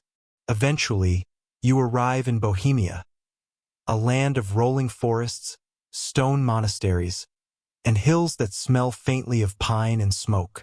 It's early spring, and the thaw has turned every path into a mirror of mud. At the edge of a small town, you find a convent. White walls, gray habits, and a sense of silence so complete it almost hums. You're led inside by a young novice with freckles and nervous hands. She gestures toward the herb garden where a few sisters tend to rows of green shoots just beginning to appear from the soil. The air smells of wet earth and rosemary. You hear soft humming. Not a hymn exactly, but something older, rounder, like the earth singing back to itself. Sister Agatha, the oldest among them, looks up and greets you with a smile so calm it could stop a storm. "You travel?" she asks. You nod. Then you understand the need for remedies that the world does not bless. That's your first joke, the kind that hides behind prayer. She leads you to a stone bench where glass jars catch the sunlight. Inside them are petals, roots, and liquids of strange hues, gold, crimson, green like moss. Each plant is a small prayer, she says. Some for the body, some for the soul, some for the choices women are told not to have. That's your major historical fact. Medieval convents often served as informal medical centers. Nuns, skilled in botany and healing, recorded remedies for ailments, including reproductive health, in manuscripts that blended medicine with theology. Sister Agatha hands you a piece of parchment. It's written in delicate script, a mixture of Latin and vernacular phrases. You can make out a few: mentha, savinus, juniperus. These are for difficult cycles, she says, eyes twinkling. When the moon forgets her rhythm, you ask if that's allowed. She shrugs. God made the herbs. He gave us wisdom to know what to do with them. What men do not write in the scriptures, we write in margins. That's your second joke, hidden behind a smile. Nearby, a younger nun waters a row of rue plants. You've seen them before in Sicily, in France, and now here again. The herb of grace, the herb of choice. You realize rue has followed you across half of Europe, whispering the same quiet defiance in every tongue. That's your obscure cultural tidbit. Rue was one of the few herbs cultivated in convents and monasteries for both medicinal and spiritual use. It symbolized purity, protection, and, paradoxically, was used to control fertility. As you sit among the herbs, the sisters begin to sing the evening prayer. The melody folds over you like a soft blanket. Historians still debate, Sister Agatha says, whether we were healers or merely gardeners who happened to know too much. That's your scholarly uncertainty. When the bells ring for supper, the sisters file quietly toward the refectory. You linger for a moment, touching the cool stone of the garden wall, feeling the pulse of centuries in the quiet hum of growing things. The sky fades from gray to lavender. The wind smells of sage and candle smoke. You realize this calm, this hidden work is a kind of rebellion too. By the time you leave Bohemia, your boots are caked in mud and your pockets hold a sprig of dried rue, a gift from Sister Agatha. You travel south again, through fields where the snowmelt has given birth to puddles that reflect the pale sky. Eventually, you reach northern Italy, where art and ambition bloom side by side, and even the cobblestones seem to hum with restless energy. In a town famous for silk and scandal, you find yourself in a small apothecary wedged between a wine shop and a painter's studio. Inside, the air is heavy with the scent of cinnamon and vinegar. Bottles line the walls like stained glass windows, each labeled in looping Latin: Aqua Vitae, Oleum Menthi, Pulvis Angelicus. The apothecary himself is an old man with a stoop and a smirk. You want medicine? He asks. Or discretion? That's your first joke, and it sets the tone immediately. You ask what kind of remedies he sells. He waves a wrinkled hand toward the shelves. Everything that heals, and a few things that prevent trouble before it starts. He leans closer, voice dropping to a whisper. Do you know what's fashionable now? Artisans' wives who come asking for oil of paradise. You see, they say it keeps the womb from welcoming guests. He chuckles. Imagine that. Paradise used for prevention. That's your major historical fact.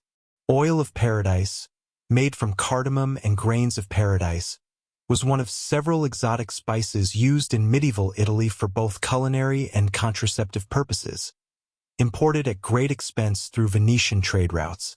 He pours a few drops into a vial and corks it. "You take too much," he says, "and your stomach will remember the lesson longer than your lover will." That's your second joke. Mildly cruel, perfectly local. On the counter sits an open book filled with drawings of plants. You notice one labeled silphium, a heart-shaped seed, its stem curling elegantly. You've seen it before in old Roman mosaics, in stories told by sailors. "That's extinct," you say.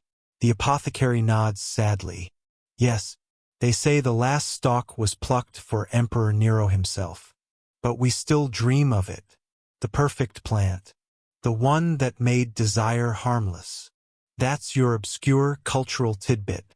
Silphium, an herb prized in the ancient Mediterranean, was believed to have been an effective contraceptive.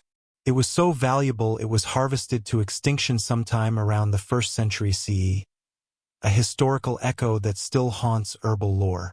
He looks at you, eyes sharp despite the wrinkles. Historians still debate whether silphium was real or just a metaphor for the thing everyone wanted and no one could have. That's your scholarly uncertainty. Outside, the bells toll the evening hour. You thank the apothecary, slipping the vial of oil of paradise into your pouch. The sun dips low, painting the rooftops in orange and gold. As you walk away, you pass the painter's studio next door. Inside, a young woman sits posing, her hand resting gently over her stomach. The artist's brush moves slowly, reverently, as though painting not just a figure, but a future.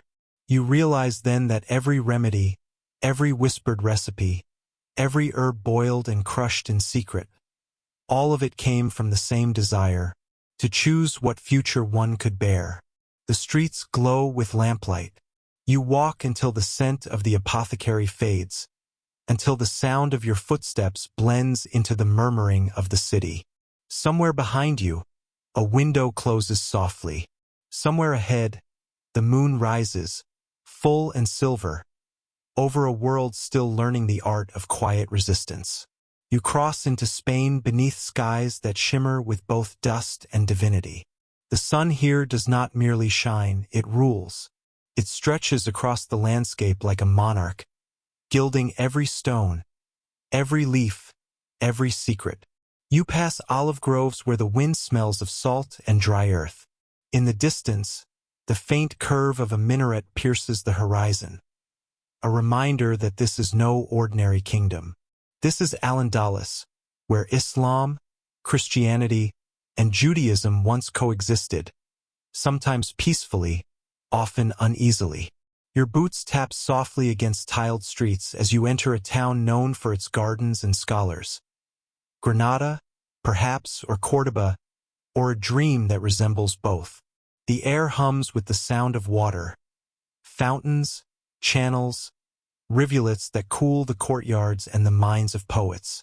Here, medicine is not merely practiced. It is written into the walls. You find yourself in a small pharmacy run by a man named Yusuf. His shop glows with amber light. Dried herbs hang from the ceiling like prayer beads. Brass scales balance on a wooden counter. He looks up from grinding something in a mortar. "You travel far," he says. "Most people only come this far if they're looking for something or running from it."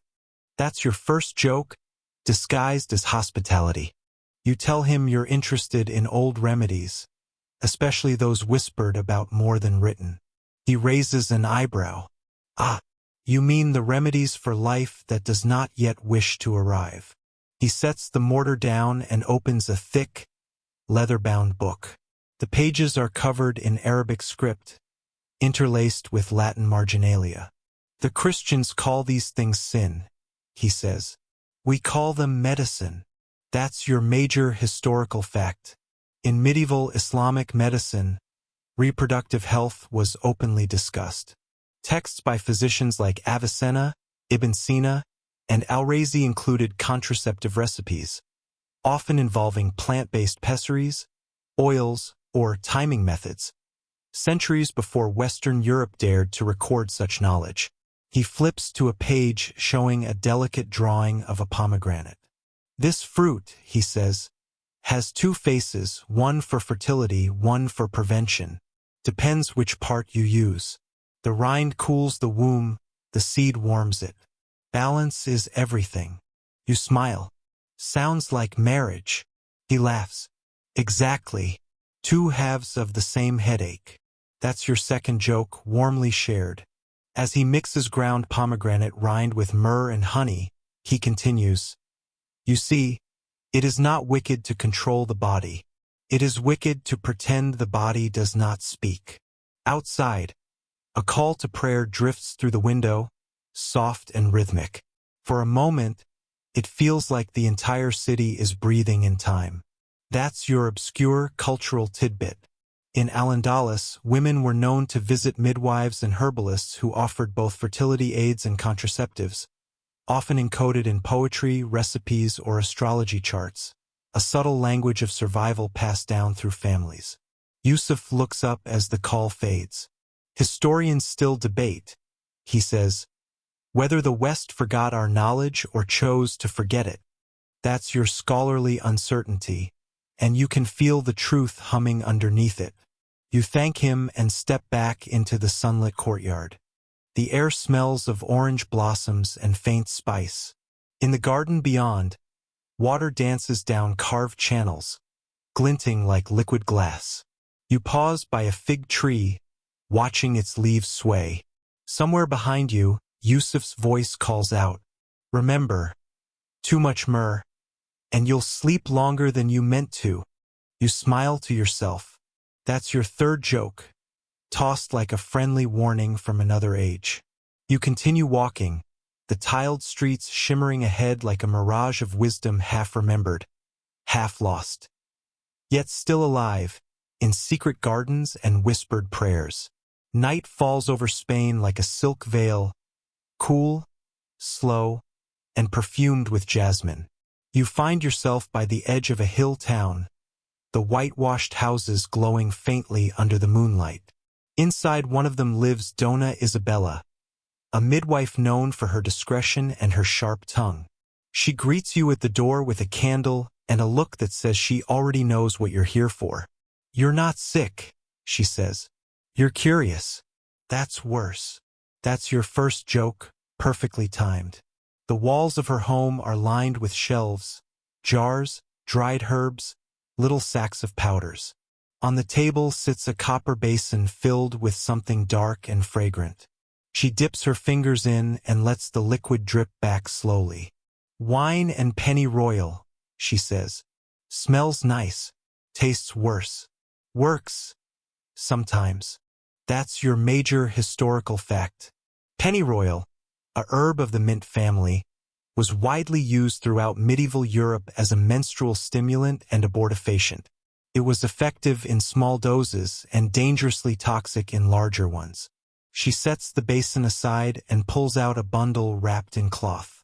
Inside are tiny glass vials filled with colored oils. "Each one's a different promise," she says. "Some to call life, some to send it away. Depends on what the woman asks for and how much she's willing to pay." Her tone is practical, not cruel. For her, this is trade, care, and quiet rebellion all mixed into one. That's your obscure cultural tidbit. In 14th and 15th century Spain, midwives often served as the unofficial guardians of reproductive knowledge.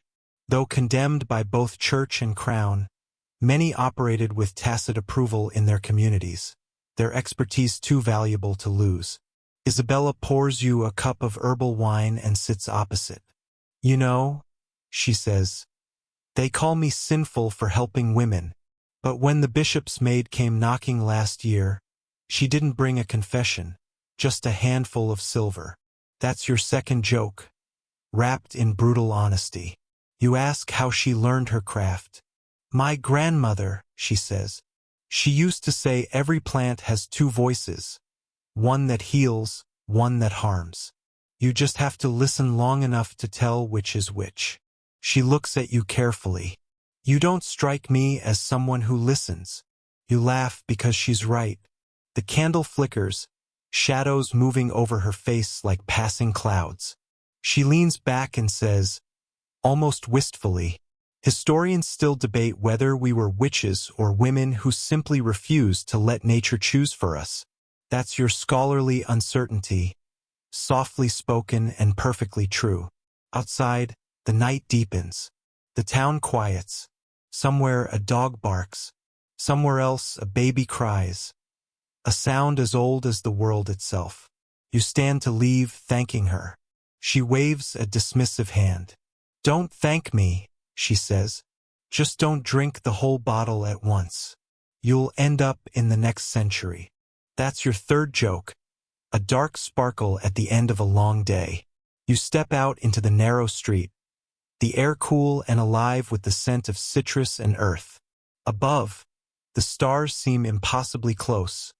Not cold, but watchful. You realize that each stop along this strange pilgrimage, from French villages to Italian apothecaries to Spanish courtyards, has been guided by the same undercurrent. The human desire for agency, whispered between the leaves of herbs, hidden in jars of oil, sung through centuries of silence. You walk until dawn starts to lift over the tiled rooftops, soft pink light spilling across a land that has seen empires rise, saints preach, and women quietly, cleverly take control of their own fate. You arrive in England, where the mist doesn't just hang in the air. It settles into your bones, politely refusing to leave. The landscape is a soft watercolor of greens and grays, sheep grazing somewhere in the distance, church bells chiming like half-forgotten promises. Here, in the 14th century, everything smells faintly of smoke, rain, and theology. You walk through a small village, a cluster of thatched roofs and muddy lanes. The locals eye you with mild suspicion, the way people do when someone looks too clean to belong. You pass a wooden sign swinging in the wind. Goody Alice, midwife and maker of herbal wonders. You smile. You've found your next teacher. Inside, the little hut feels like a forest pretending to be a room. Bundles of herbs hang from the beams, dried flowers crowd the rafters, and the air tastes like thyme and honey. Alice herself looks like she's been made from the countryside. Broad hands, sharp eyes, and a face that's seen both miracles and nonsense. You're not from here, she says. No one ever is, you answer. That earns a grin. You're not the first to come asking about my little secrets. Most of them go home with more questions than they came with. That's your first joke. A sly smile in herbal form. You ask her what women here do to avoid pregnancy. She shrugs. Depends on who's watching. If it's God, we pray. If it's the priest, we lie. If it's just us, well, that's when the real work begins. That's your major historical fact. In medieval England, methods of birth control were widely discussed among women but rarely written down. Many remedies involved herbal infusions, often with ingredients like rue, sage, or tansy, believed to cool the womb or regulate the menstrual cycle. Alice pulls out a small bundle of leaves tied with twine. Tansy, she says, good for driving away insects, bad memories, and sometimes babies. She gives you a sharp look. Used right, it's medicine. Used wrong, it's poison. But then again, so is gossip. That's your second joke, sharp and warm as cider. She leans closer, lowering her voice. The trick, she says, is to take the plants before the moon wanes. Everyone knows the moon rules a woman's tide. Ignore it, and nature laughs at you. That's your obscure cultural tidbit. In rural England, women often tied their herbal remedies to lunar phases. Womb magic, as some called it, followed the waxing and waning of the moon, believing fertility and potency rose and fell with celestial rhythm. Alice pours you a mug of something steaming. Nettle tea, she says. Good for the nerves. Bad for curiosity. Drink slow. You sip it carefully. Tastes like boiled earth. She watches you with amusement. Historians still debate whether we were healers or heretics. She says, almost to herself. Doesn't matter. Both get burned eventually. That's your scholarly uncertainty, smoldering beneath her calm voice. Outside, rain begins to fall. A fine mist that turns every sound into a whisper. Alice steps out to hang bundles of lavender beneath her eaves. Smells like virtue, she mutters. And fools. That's your third joke, muttered into the drizzle. You leave her cottage with a small sachet of herbs tied to your belt. The air smells faintly of nettle, wet soil, and something older, like a secret passed from hand to hand until it became part of the landscape itself. The road takes you north, through forests that creak like old doors and valleys where fog curls low over the heather. You find yourself in Yorkshire, where even the wind sounds skeptical. The village you enter is smaller, colder, quieter. There's only one inn, one church, and, according to a passing shepherd, one woman you absolutely mustn't visit. Naturally, you go straight to her. Her name is Eleanor Crow, and she lives on the edge of a bog that smells faintly of iron and secrets. Her cottage is built of stone, the roof heavy with moss. Ravens perch along the chimney like punctuation marks waiting for the next sentence. She opens the door before you knock. You're late, she says. I already boiled the water. That's your first joke, brisk as morning frost. Inside, the cottage feels like it's breathing. Steam curls from pots. Shelves sag under the weight of dried herbs and clay jars. Eleanor moves like someone who knows exactly where everything is, even in the dark. You ask if she helps women the way Alice does. Her lips twitch. Help? Depends on your definition. I keep them alive, mostly. Sometimes that's the same thing. That's your major historical fact. In late medieval England, many rural women acted as both healers and midwives, providing care, performing minor surgeries, and, when necessary, administering herbal mixtures to induce menstruation. They often faced accusations of witchcraft, especially after the 15th century. Eleanor shows you a jar filled with small, round seeds. Silphium, she says, then laughs. Or at least what we call it. The Romans swore by it. Probably extinct now, which makes it even more precious. That's your obscure cultural tidbit. The ancient plant Silphium was so highly valued for its contraceptive and medicinal properties that it was harvested to extinction around the 1st century CE. Medieval herbalists often tried to recreate it using fennel or asafoetida. Eleanor spoons a few seeds into hot water. Drink this, she says. It won't kill you unless you're unlucky. Then again, so won't most things. That's your second joke, bone dry as her tea. You take a cautious sip.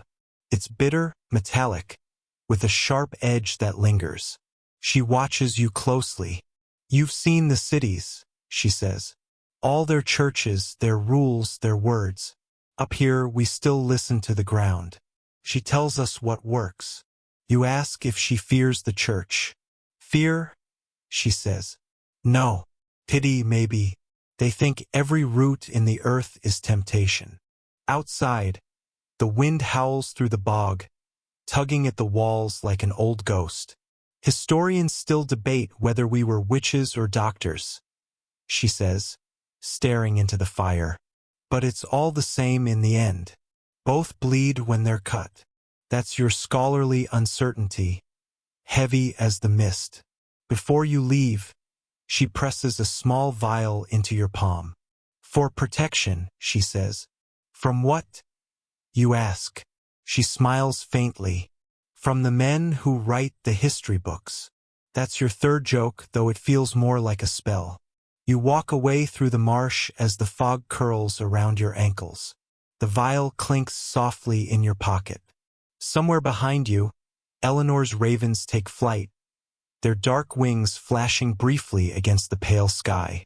The road ahead is long, but your thoughts are even longer, filled with the quiet, defiant rhythm of women who whispered knowledge into the cracks of history.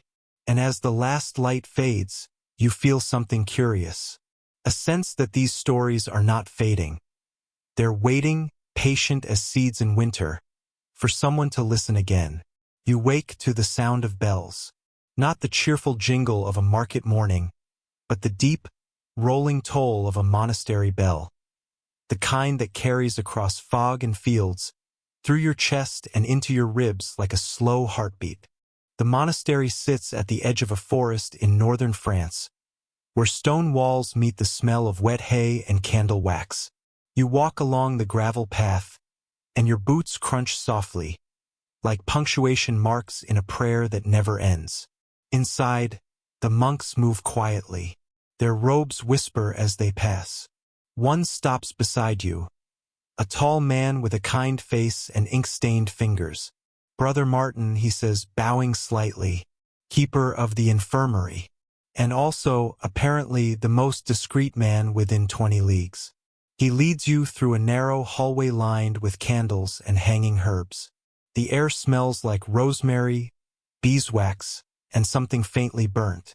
This," he says, gesturing to the rows of jars, "is where medicine and mercy pretend to get along." That's your first joke, cloaked in Latin and irony. Brother Martin explains that many monks, though sworn to chastity, were the medieval world's best medical practitioners. Their herbal knowledge came from centuries-old texts, translations of Greek and Arabic works, copied by hand, sometimes miscopied, and occasionally improved upon by divine inspiration or sheer imagination. That's your major historical fact. By the 12th century, monasteries were not just centers of religion but of medicine. Monks cultivated herb gardens, created apothecaries, and compiled some of the earliest European medical encyclopedias, such as the Physica by Hildegard of Bingen and Herbarium Apulii. He pulls out a scroll and shows you a diagram, something like a plant but also like a bad attempt at a dragon. "Mandrake," he says, "said to scream when pulled from the earth. Best harvested with prayer, or, failing that, a dog and a bit of courage." That's your obscure cultural tidbit. The mandrake root, long associated with fertility and protection, was also believed to possess human-like properties. According to medieval lore, its scream could kill, and so elaborate rituals were invented to safely unearth it, often involving animals or earplugs made of beeswax. Brother Martin chuckles softly. "Of course, I've pulled a few myself.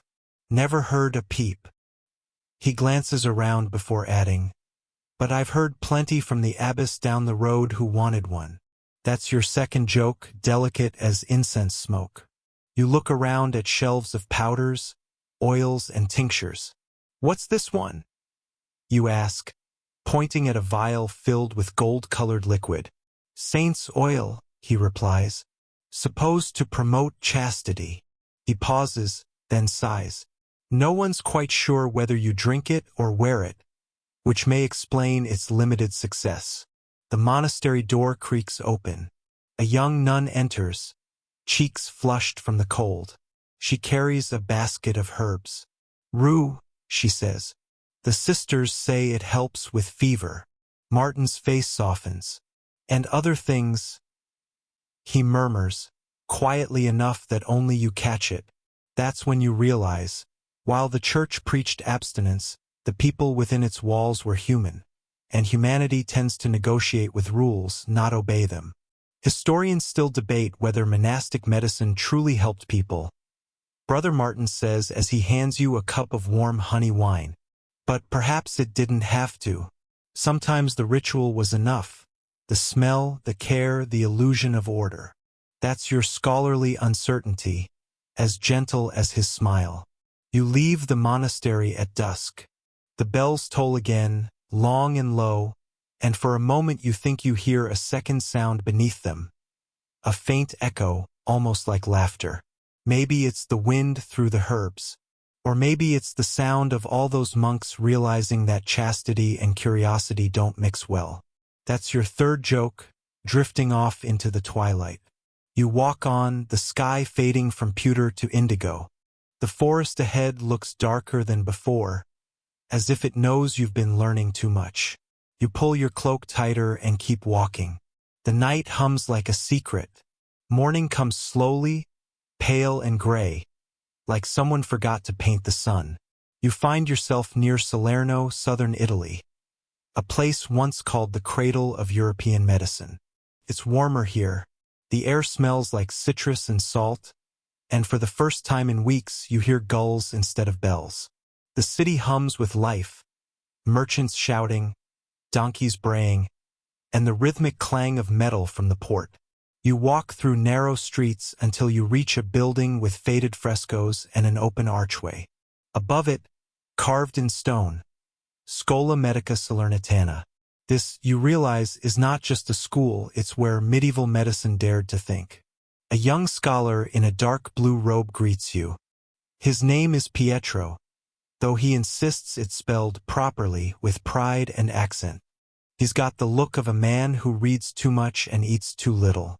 He leads you inside, where the smell of parchment and boiled herbs fills the hall.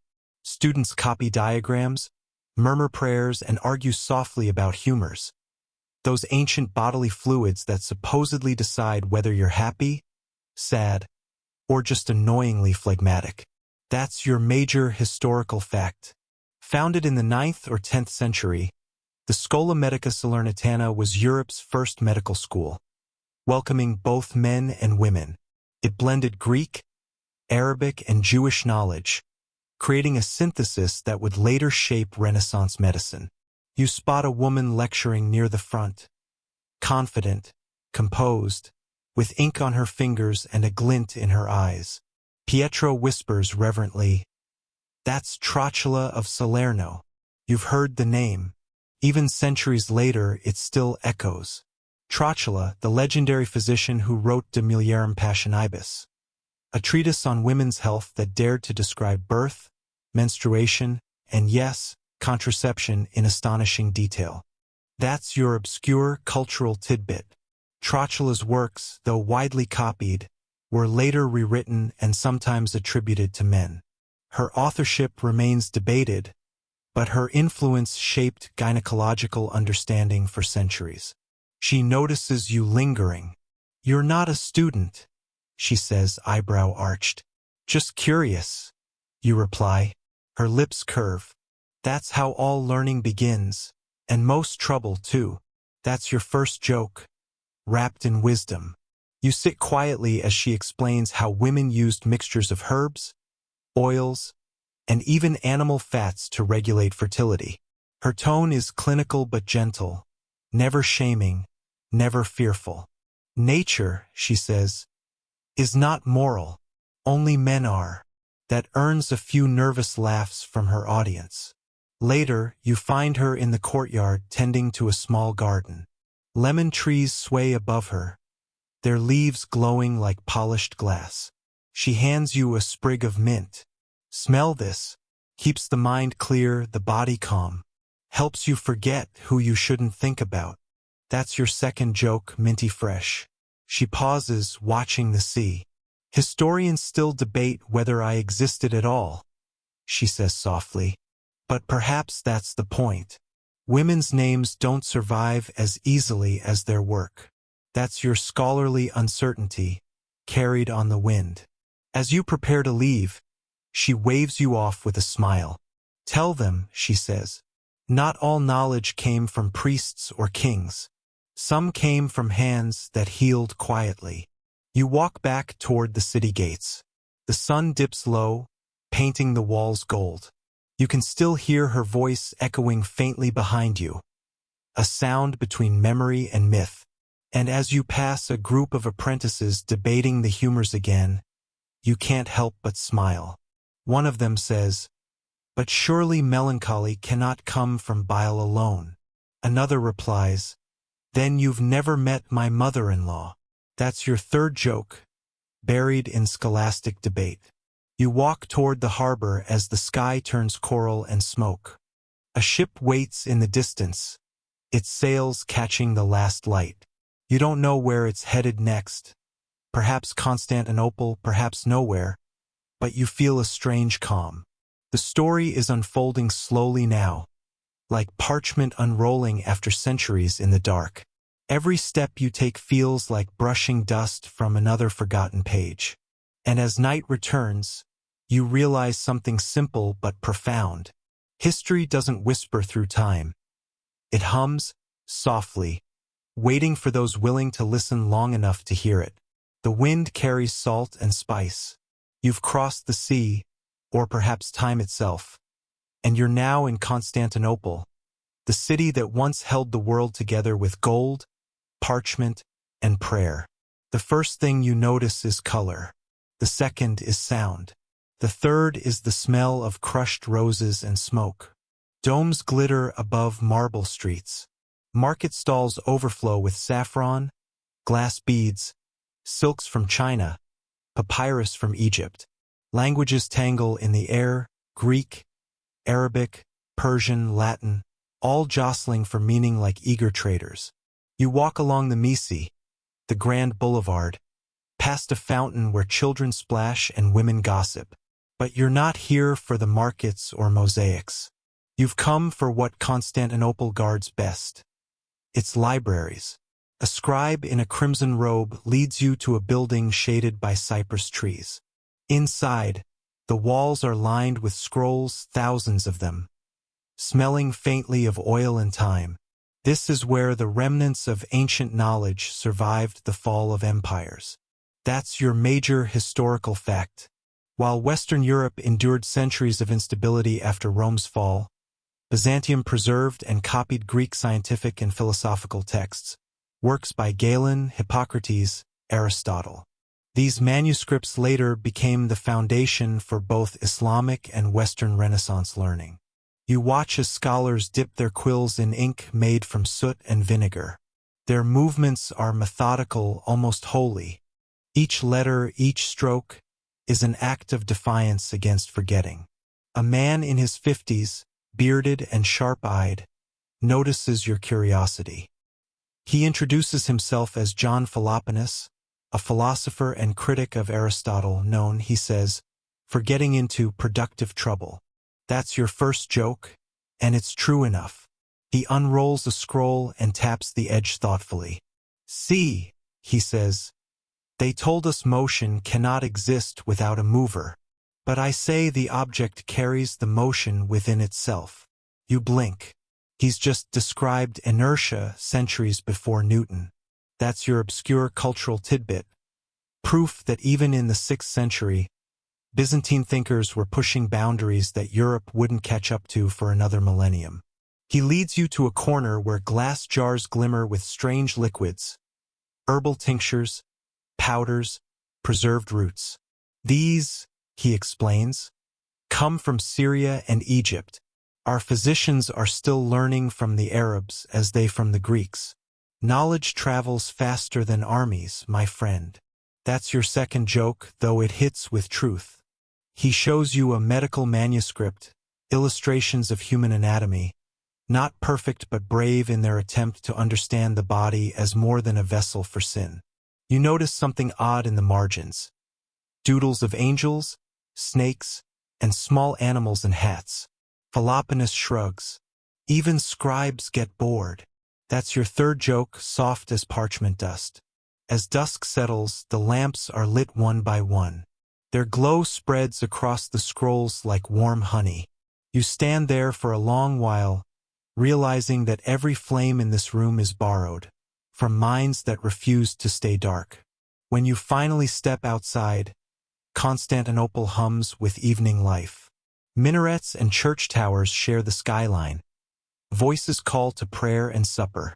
And you think, this city is a hinge. One door behind it closes on Rome. Another opens toward the future. You walk along the Bosphorus, the sea glinting with lantern light, and feel something vast but tender.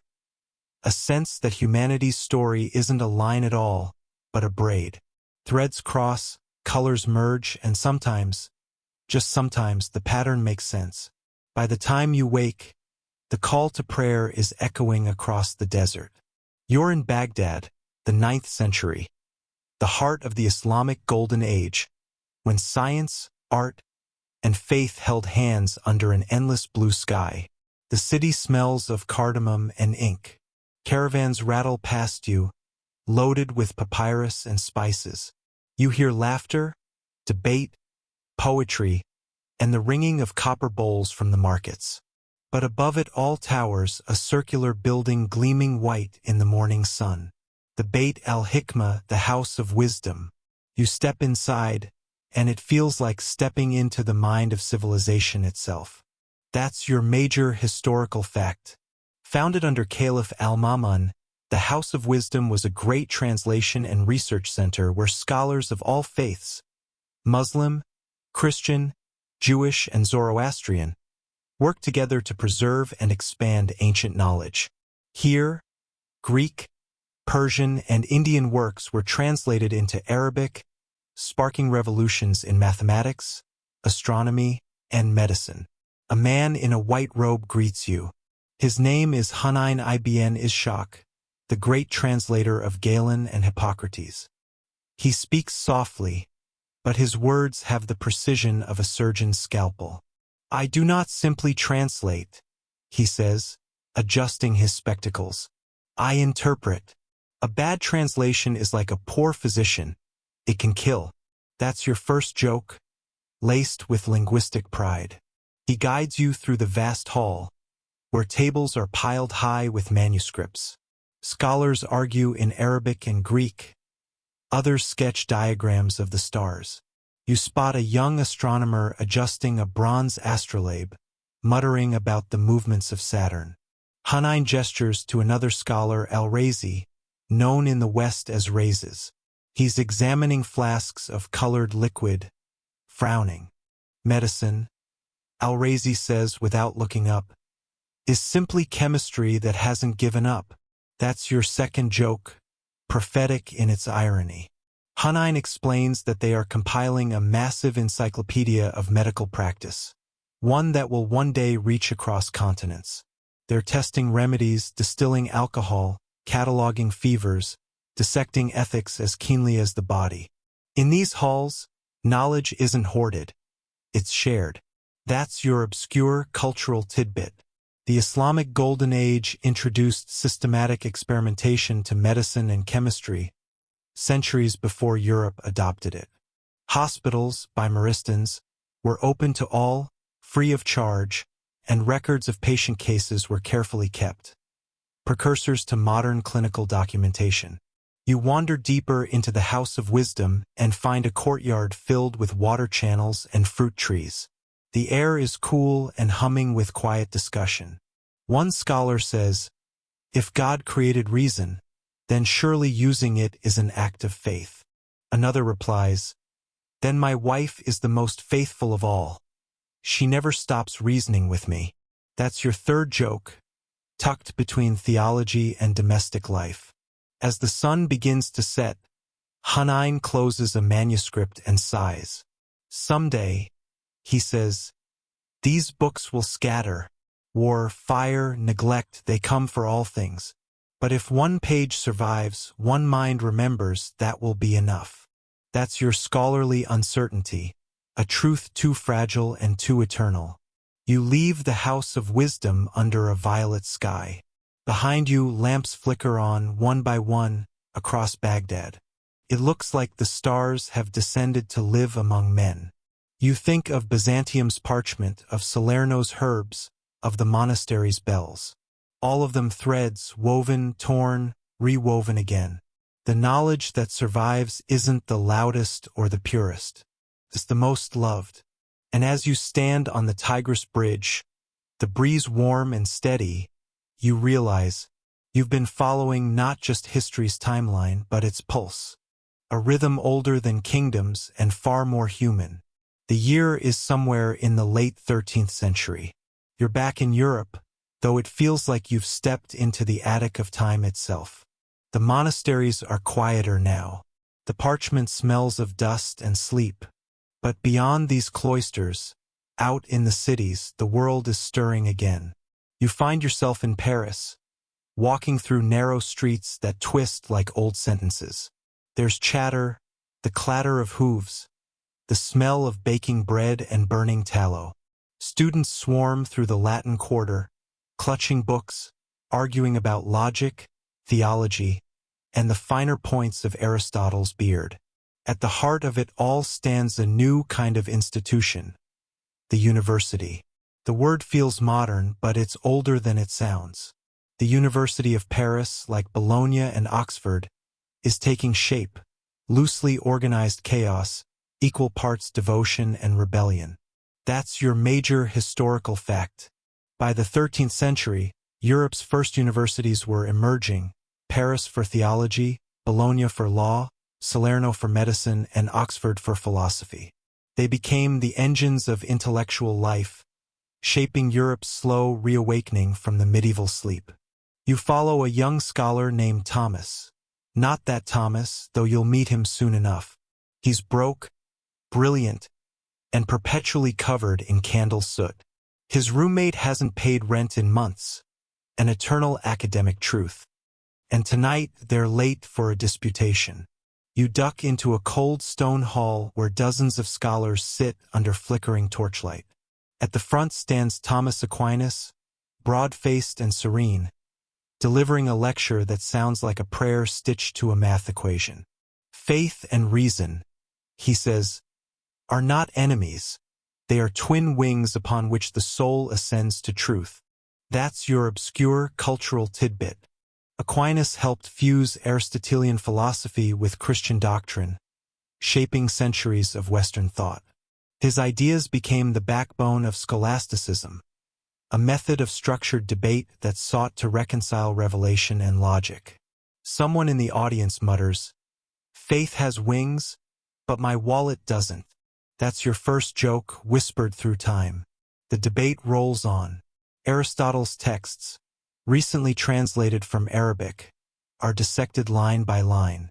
One student, too tired to think, accidentally quotes Aristotle as saying, "God is probably tired too."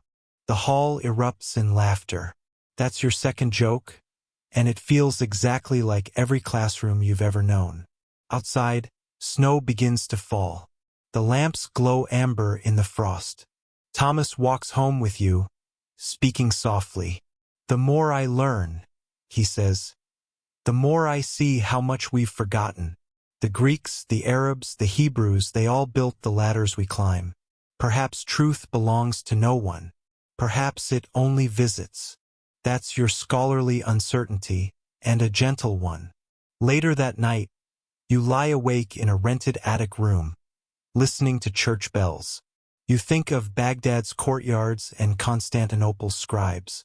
You realize the medieval world was never still, it was just thinking in candlelight. Knowledge moved like smoke, unseen, persistent, finding cracks in every wall. And as you drift toward sleep, you can almost hear the scratch of 1,000 quills writing the same thing. Not amen, but continue. The next morning, you wake to the sound of the printing press. A low, rhythmic clank echoes through the cobblestone alleyways like the heartbeat of a new world. It's Mainz around 1450, and a man named Johannes Gutenberg is about to end the Middle Ages without even meaning to. The workshop smells of ink, wood, and sweat. Metal letters gleam under candlelight.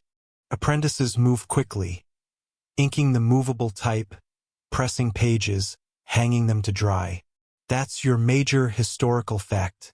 Gutenberg's invention of movable type printing in the mid-15th century revolutionized communication. It made books faster, cheaper, and more accessible than ever before, spreading literacy and ideas at unprecedented speed. You hold one of the first printed Bibles, beautiful, weighty, the ink slightly raised under your fingers. It feels sacred but also strangely democratic. Anyone with coin or luck can own a piece of scripture now. One apprentice mutters, "We'll all be out of work soon." Another replies, "Don't worry, someone has to spell-check eternity." That's your first joke, perfectly medieval in its pettiness. You ask Gutenberg how it feels to change the world. He blinks, confused. Change? No. I just wanted better wine money. That's your second joke, but also partly true.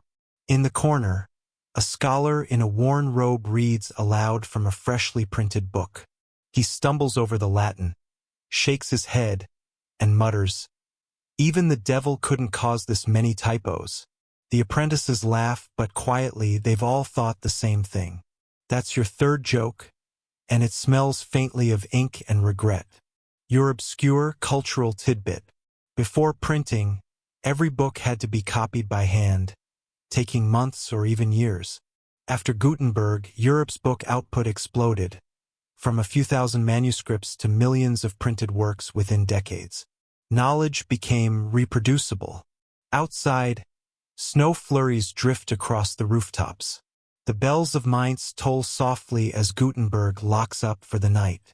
He doesn't know that his press will soon spark revolutions, reformations, and renaissances. He only knows his back hurts, and the ink won't wash off his hands.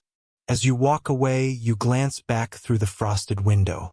A single page lies drying near the fire, words shimmering in black. Fiat lux. Let there be light. And you realize somewhere between ink and memory, the world has already begun to glow. That's your scholarly uncertainty, because even historians can't pinpoint the moment when the Middle Ages end. It wasn't a line. It was a slow dawn. You walk into that dawn now, boots crunching through snow, the smell of fresh print behind you. You think of the monks and physicians, the scholars and scribes, all unknowingly handing the torch from one tired hand to another. The same torch that now burns brighter than ever, ink on paper, page on page. And above you, the sun rises, not loudly, not triumphantly, but with the quiet inevitability of progress. History, you realize, isn't about speed. It's about survival in small, persistent acts of remembering. You find yourself walking beneath the warm, gold light of Florence, somewhere in the early 15th century. The bells of the Duomo echo through the air, soft, resonant, like the sound of time itself exhaling after a long winter. Here, among marble columns and half-finished frescoes, the world is remembering how to dream again. The Renaissance has arrived, though no one calls it that yet. To them, it's simply the feeling that things are possible again. You pass workshops filled with dust and brilliance. Apprentices grind pigments with egg yolk. Old men argue over geometry. Somewhere, someone is sketching a flying machine that will never leave the paper. But it doesn't matter, because imagining it is already a kind of flight. That's your major historical fact. The Renaissance, beginning in Italy around the 14th century, revived classical art, philosophy, and science after centuries of medieval conservatism.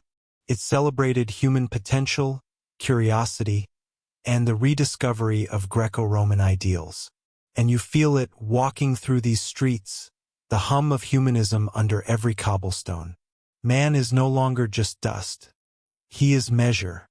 Even the church frescoes start to smile more, perhaps because they've learned that God might approve of beauty too. In one dim workshop, you meet Filippo Brunelleschi, who's balancing a small wooden model of a dome in his calloused hands. He gestures toward the sky. "They told me it couldn't be built," he says, half amused, half defiant. "Good," you reply. "That always means it's worth doing." He laughs, a short human sound, and goes back to work. That's your first joke, though Brunelleschi doesn't know he's in on it. He's designing the dome of Florence's cathedral, a feat of engineering so daring it seems magical.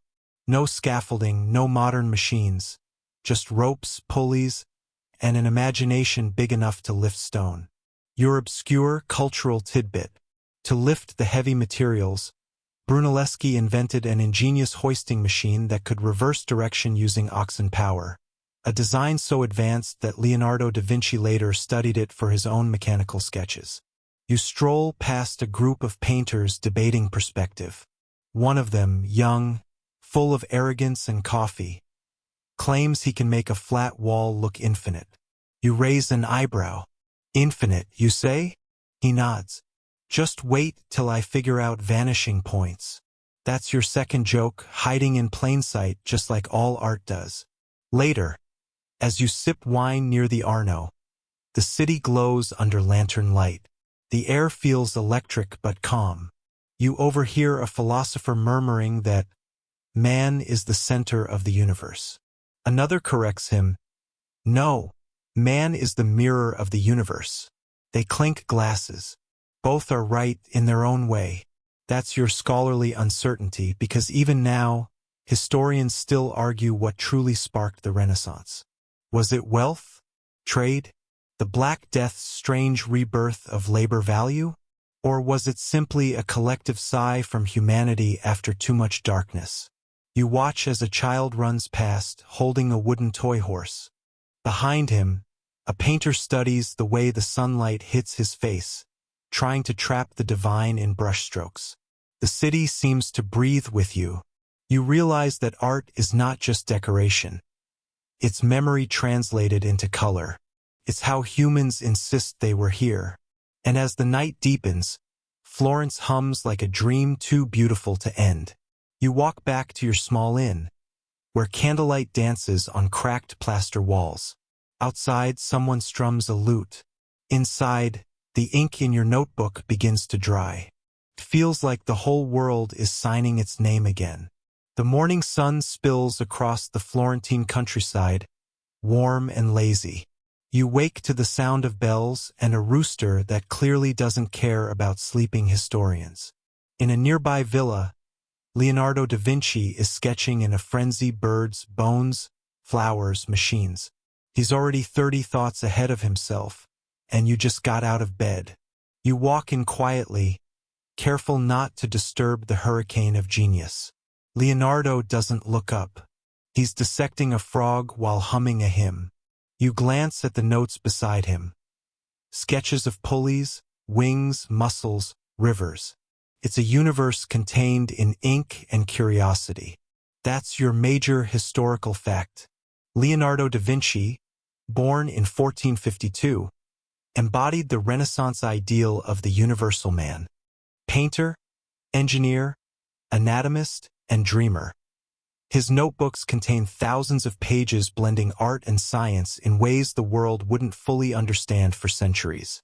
He looks up at you suddenly and grins. Do you ever wonder, he says, why birds fly, but men merely imagine it? You reply, because men have deadlines. He laughs softly, ink on his hands. That's your first joke, and he appreciates it more than most. You ask him what he's working on now. He gestures vaguely to the mountain of papers. Everything, he says, and nothing finished. That's your second joke, though it's heartbreakingly true. Leonardo left more projects unfinished than anyone else in history, and somehow that makes him feel wonderfully human. You leaf through one of his notebooks, anatomical sketches of muscles, notes written backward in mirror script. He once said that to truly know the body, one must dissect death. You don't ask what that means, you just nod. Slowly. The world wasn't quite ready for him yet. Your obscure cultural tidbit. Leonardo often wrote his private notes in reverse, possibly to keep them secret, or simply because he was left-handed and found it easier to avoid smudging the ink. He looks out the window, sighing. The future, he murmurs, will understand, and you somehow believe him. Later, you wander through the countryside. The air smells of olives and parchment. Peasants work in the fields, singing softly, their rhythm timeless and slow. Somewhere far off, church bells mark another hour of invention. You pass a painter arguing with a sculptor about which art is superior. The sculptor says, "Mine lasts forever." The painter replies, "Yours gets pigeon droppings." That's your third joke, flying low and historically accurate. As twilight falls, you find yourself in the square of Florence once more. The statues glow like living ghosts under torchlight. Michelangelo's David hasn't yet been carved, but you can feel it waiting, sleeping inside a block of marble somewhere. That's your scholarly uncertainty. The Renaissance never really had a start or an end. It was a ripple, not an event. A candle passed from hand to hand, from Florence to Rome to every city that would one day call itself modern. You sit by the Arno again, watching the reflections tremble on the water. And you realize that progress, like beauty, isn't loud. It's the quiet refusal to stay asleep. You lean back, the sound of laughter and lutes fading into the night. The stars above Florence look almost man-made, precise, symmetrical, like constellations drawn by someone who understood geometry and longing at the same time.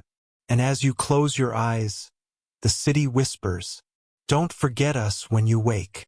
The road stretches westward now, out of the marble cities and into the restless unknown. You hear the sound of waves long before you see them, a low and endless hum, like the earth rehearsing a secret. It's 1492 and the world is about to get a lot bigger, at least on the maps. You're standing in the port of Palos de la Frontera, Spain. Seagulls swirl overhead like impatient messengers. Dockworkers shout, mules groan, and the sea smells like salt, pitch, and the kind of optimism that could get you killed. You see 3 ships bobbing gently in the harbor, the Nina, the Pinta, and the Santa Maria. Their sails are patched, their ropes frayed, their decks creaking like old bones. But they're ready to sail west, following the strange idea of a man named Christopher Columbus, that the world is round, and Asia lies just across the ocean's horizon. Your major historical fact for this stretch of the journey. In 1492, Columbus set sail under the Spanish crown, aiming to reach Asia by crossing the Atlantic. Instead, he stumbled upon the Americas, an accident that would reshape the entire planet. You lean against a barrel and watch the crew pack provisions. Hardtack biscuits, salted pork, barrels of water, and wine so sour it could double as cleaning vinegar. They also bring garlic. Lots of it. Apparently, it's their version of a multivitamin. A sailor winks at you. "We'll be rich before Christmas," he says. You raise an eyebrow. Or fish food before November. That's your first joke, somewhere between prophecy and punchline.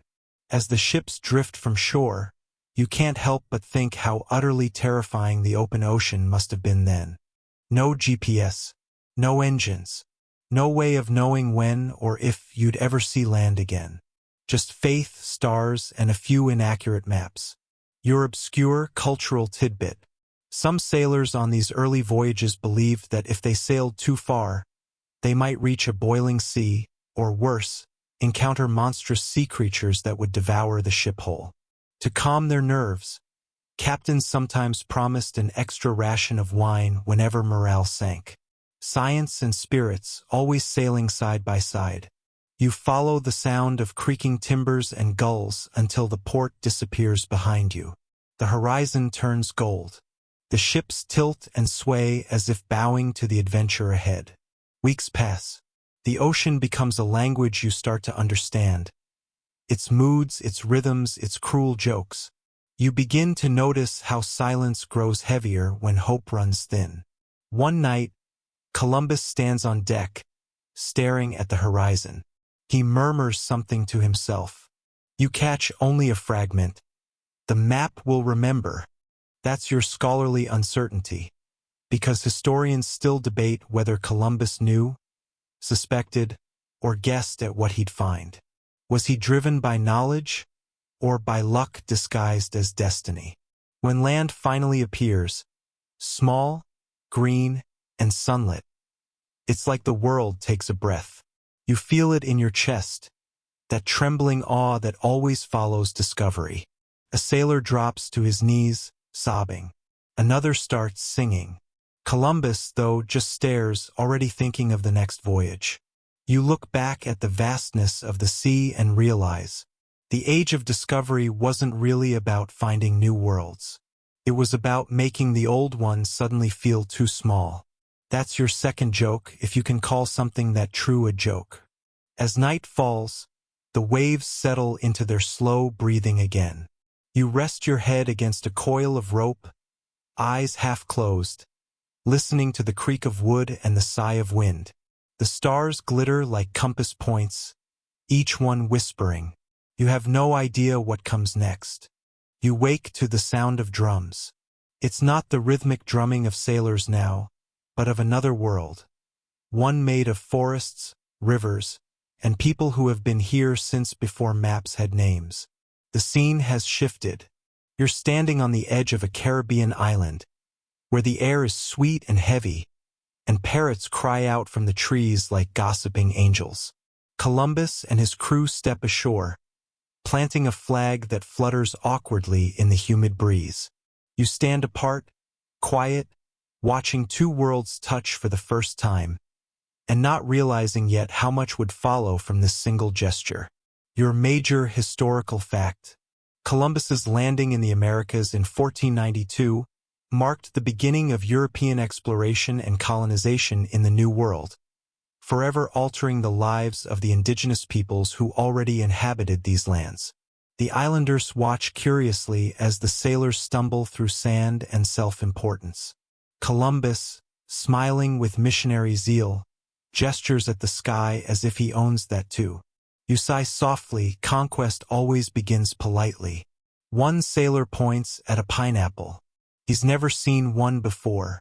He touches it, pricks his finger, and yelps. That's your first joke. The New World fighting back with fruit. The air hums with color and confusion. Trade begins. Glass beads for gold, bells for parrots, metal mirrors for wonder. The sailors grin, thinking they've struck fortune. The locals grin too, perhaps for the same reason. Your obscure cultural tidbit. Among the strange items Columbus's men carried home were peppers, pineapples, and tobacco, plants that would go on to reshape diets and economies across Europe. Tobacco, especially, became so fashionable that some nobles smoked just to appear philosophical, even when they had no idea how. As the day fades, you wander inland. The forest glows emerald, the air thick with sweetness. You think about how the story will be told later, how discovery often sounds like destiny when written by the discoverers. You return to the shore, where Columbus sits sketching in the sand. He's writing names, San Salvador, Española, words that will overwrite older ones. You ask him, quietly, "Do you ever wonder who names you back?" He doesn't answer. That's your second joke, soft and cutting, meant more for history than for him. The moon rises, and drums echo again through the forest. Voices chant in languages you'll never understand, carrying across centuries of silence. You realize that this isn't a beginning, it's a collision. Your scholarly uncertainty tonight. Historians still debate exactly where Columbus first landed, whether it was San Salvador, Samamaquay, or another island entirely. It seems even the earth prefers to keep some secrets buried. As the wind picks up, the sea glimmers under starlight, and you can almost hear the future arriving. Ships will follow these same waves, carrying ambition, faith, greed, and curiosity in equal measure. The maps will grow, but so will the shadows between the lines. You sit on the sand, watching the tide erase footprints. Spanish, Taino, yours. History has a way of doing that. The night hums with crickets, and you find yourself drifting, half in the past, half in a dream, while the ocean whispers softly. Discovery is just another kind of forgetting. You exhale, feeling the salt on your lips, the moon above you, the quiet truth of it all. The world never gets bigger. It just gets closer. The sea has faded into the background now. You wake to the sound of church bells, dull, insistent, echoing off stone walls and narrow cobbled streets. The year is 1500-something, though no one here seems very concerned with specifics. You're back in Europe, where ships have returned from the edge of the world carrying more than gold. Stories, diseases, and doubts. The air smells of bread and wood smoke, but also of something sour, ambition left too long to ferment. Everywhere you look, there are new things. Cocoa beans, parrots in cages, strange instruments, new shades of red and blue. Even the markets look overwhelmed, like a child with too many toys. Your major historical fact. By the early 16th century, Europe's Age of Discovery had ignited a global exchange of goods, crops, animals, and people, what historians now call the Columbian Exchange. It changed diets, economies, and even populations on every continent. You pass a baker's stall where a woman sprinkles something called sugar over pastries. It's rare, expensive, and addictive, like gossip or prophecy. A man behind you whispers, "They say it comes from islands across the sea, tended by hands not free." You nod. You've learned that sweetness always has a shadow. You wander farther. In the square, a friar is preaching against vanity, while wearing robes trimmed with fine silk from the east. His sermon ends with the line, "The Lord provides," which might be true, though merchants seem to help. That's your first joke. Theologians may discuss God's will, but bankers know the schedule. You stop at a painter's studio, drawn by the smell of pigment and oil. Inside, canvases glow with new colors: ultramarine from Afghanistan, ochre from Spain, greens so vivid they almost hum. He tells you he's painting a new kind of Madonna. Not the sorrowful one, but a smiling mother, holding a child with lighter skin than his. It's the future, he says. You wonder if he means art or conquest. Your obscure cultural tidbit. During this period, some artists secretly used ground-up seashells and powdered emeralds to create luminous paints for holy figures. The irony? Their saints literally shimmered with greed. Outside, the town grows noisier. Sailors argue in the tavern about Indies and spice routes. Your obscure cultural tidbit. Some Spanish nobles kept map rooms in their estates, decorated with massive world charts to impress guests. But often, these maps were already outdated, oceans redrawn faster than their owners could boast. You walk out toward the edge of town. Beyond the walls, fields shimmer with silver-green leaves, olive trees, brought from the old world and planted in new soil. You touch one, wondering what it means to take roots from one home and force them into another. The wind sighs, and the branches seem to answer in creaks. The sun sets, staining the river orange and gold. The water moves sluggishly, as if it, too, carries too much history. Your scholarly uncertainty. Historians still argue about the true number of indigenous lives lost in the early colonial era. Some say tens of millions, others far more. Numbers blur, but grief doesn't. A friar passes you, clutching a book to his chest. He looks weary, but when he catches your eye, he says, "Even the truth needs translation." You almost laugh. And who translates guilt? He doesn't answer. You find yourself sitting by the water again as the first stars appear. The city hums behind you, a machine that can't stop turning. And in that low hum, you hear the rhythm of centuries forming, the murmur of trade, of empire, of the world spinning faster and faster. A fisherman rows past, singing softly. You catch a few words. El mar no olvida. The sea does not forget. That's your second joke, if you can call it that. The sea remembers everything we prefer to forget. You close your eyes, and the waves lap softly at the shore. Somewhere far away, another ship is already leaving port, its sails full of wind and wishful thinking. You exhale, knowing what comes next. The maps will fill. The coffers will overflow.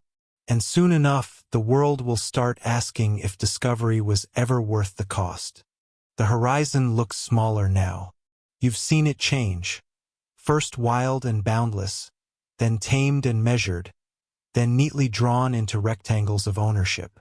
And now, here you are, in London, late 17th century, where the maps are hung in drawing rooms like trophies, and the world feels both larger and smaller than ever. The River Thames smells of trade and smoke. Ships rock at the docks, their sails folding like tired wings. You stand near a warehouse painted with the words East India Company, and even if you didn't know history, the name alone would tell you, this is no ordinary business. It's an empire wearing a ledger's smile. Your major historical fact.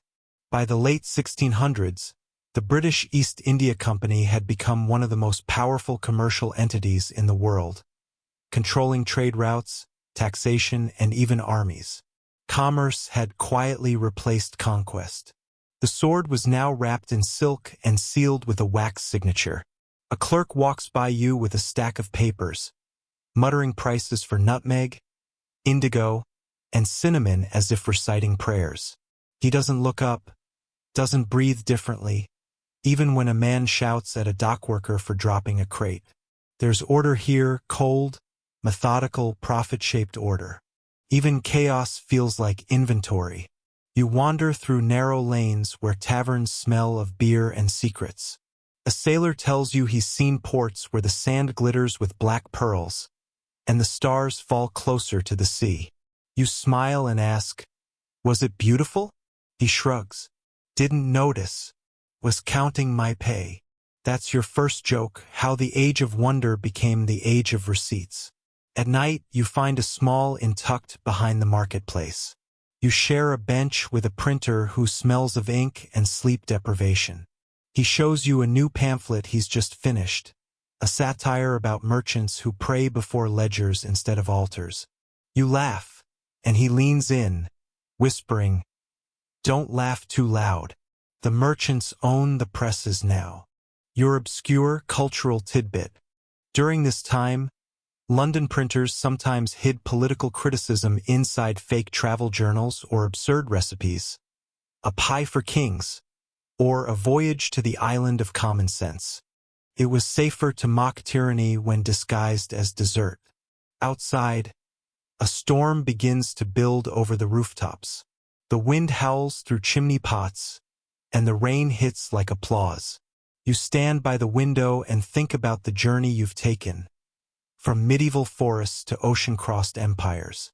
You realize that every story you've told tonight began with someone wanting more. More food, more comfort, more certainty. Your scholarly uncertainty. Historians still debate whether the birth of global capitalism was inevitable, or if it was a slow accident fueled by greed and curiosity. You suspect it's both. The rain softens, turning into mist that drifts across the cobblestones. You can almost see reflections of the past in the puddles. Hunters, farmers, queens, sailors, each chasing something they can't quite name. You wonder if progress is just another word for longing. You stretch, hearing the creak of wood under your boots. Somewhere, a carriage passes, the horses snorting in the dark. You imagine it as the ghost of the old stagecoach, the one that once carried letters, lives, and the slow rhythm of a world that hadn't yet learned to rush. You smile. It's strange how nostalgia sneaks in, even for centuries you never lived. The bells strike midnight. The city sleeps, and the river carries its silver reflection through the fog. You whisper to no one in particular, maybe the world didn't end when we found it. Maybe it just got noisier. The candles gutter, and somewhere in the silence between thunderclaps, you hear the sound of pages turning. You wake to stillness. The noise of the city has melted into a soft hum, like the world exhaling after a long confession. You walk along the river again, but it's quieter now. Just water, clouds, and the faint smell of wet stone. Ships are moored, empty, their sails furled like sleeping wings. Feels peaceful, almost timeless. You lean against the railing and close your eyes. For a moment, You can hear every story you've followed. Echoes of hooves in snow, creaking stagecoaches, whispers of medieval prayers, and the endless murmur of the ocean. They overlap, blur, dissolve into one another, until it's just sound, soft, human, eternal. The sky begins to pale with early dawn. You watch the light spill across the water, turning the surface gold. It's slow, gentle, like someone lifting the lid off a dream. And here's the truth no one writes down. History doesn't end. It just gets quieter, waiting for someone else to notice it again. The stagecoach doesn't disappear, it becomes a car. The hunter's campfire becomes a factory light. The scribe's ink becomes a digital glow. Everything changes, but the rhythm stays. You think of the people who came before, the ones who waited, built, failed, tried again. They didn't know they were building your world. They were just trying to survive the night, same as you. You breathe. The air is cool and steady now. You can almost taste the past fading, like smoke that finally drifts free of the fire. Maybe you think the real story was never about discovery or empire or survival. Maybe it was about endurance, the quiet courage of continuing, even when no one is watching. Even when the map runs out, the wind stirs. You watch ripples move across the river, slow and circular, touching everything before disappearing again. And for the first time in a long time, you don't feel like you need to keep moving. You've arrived. You smile to yourself and whisper, "Thank you for staying awake," or for falling asleep along the way. A pause, a soft exhale. Wherever you are, whatever time it is, good night.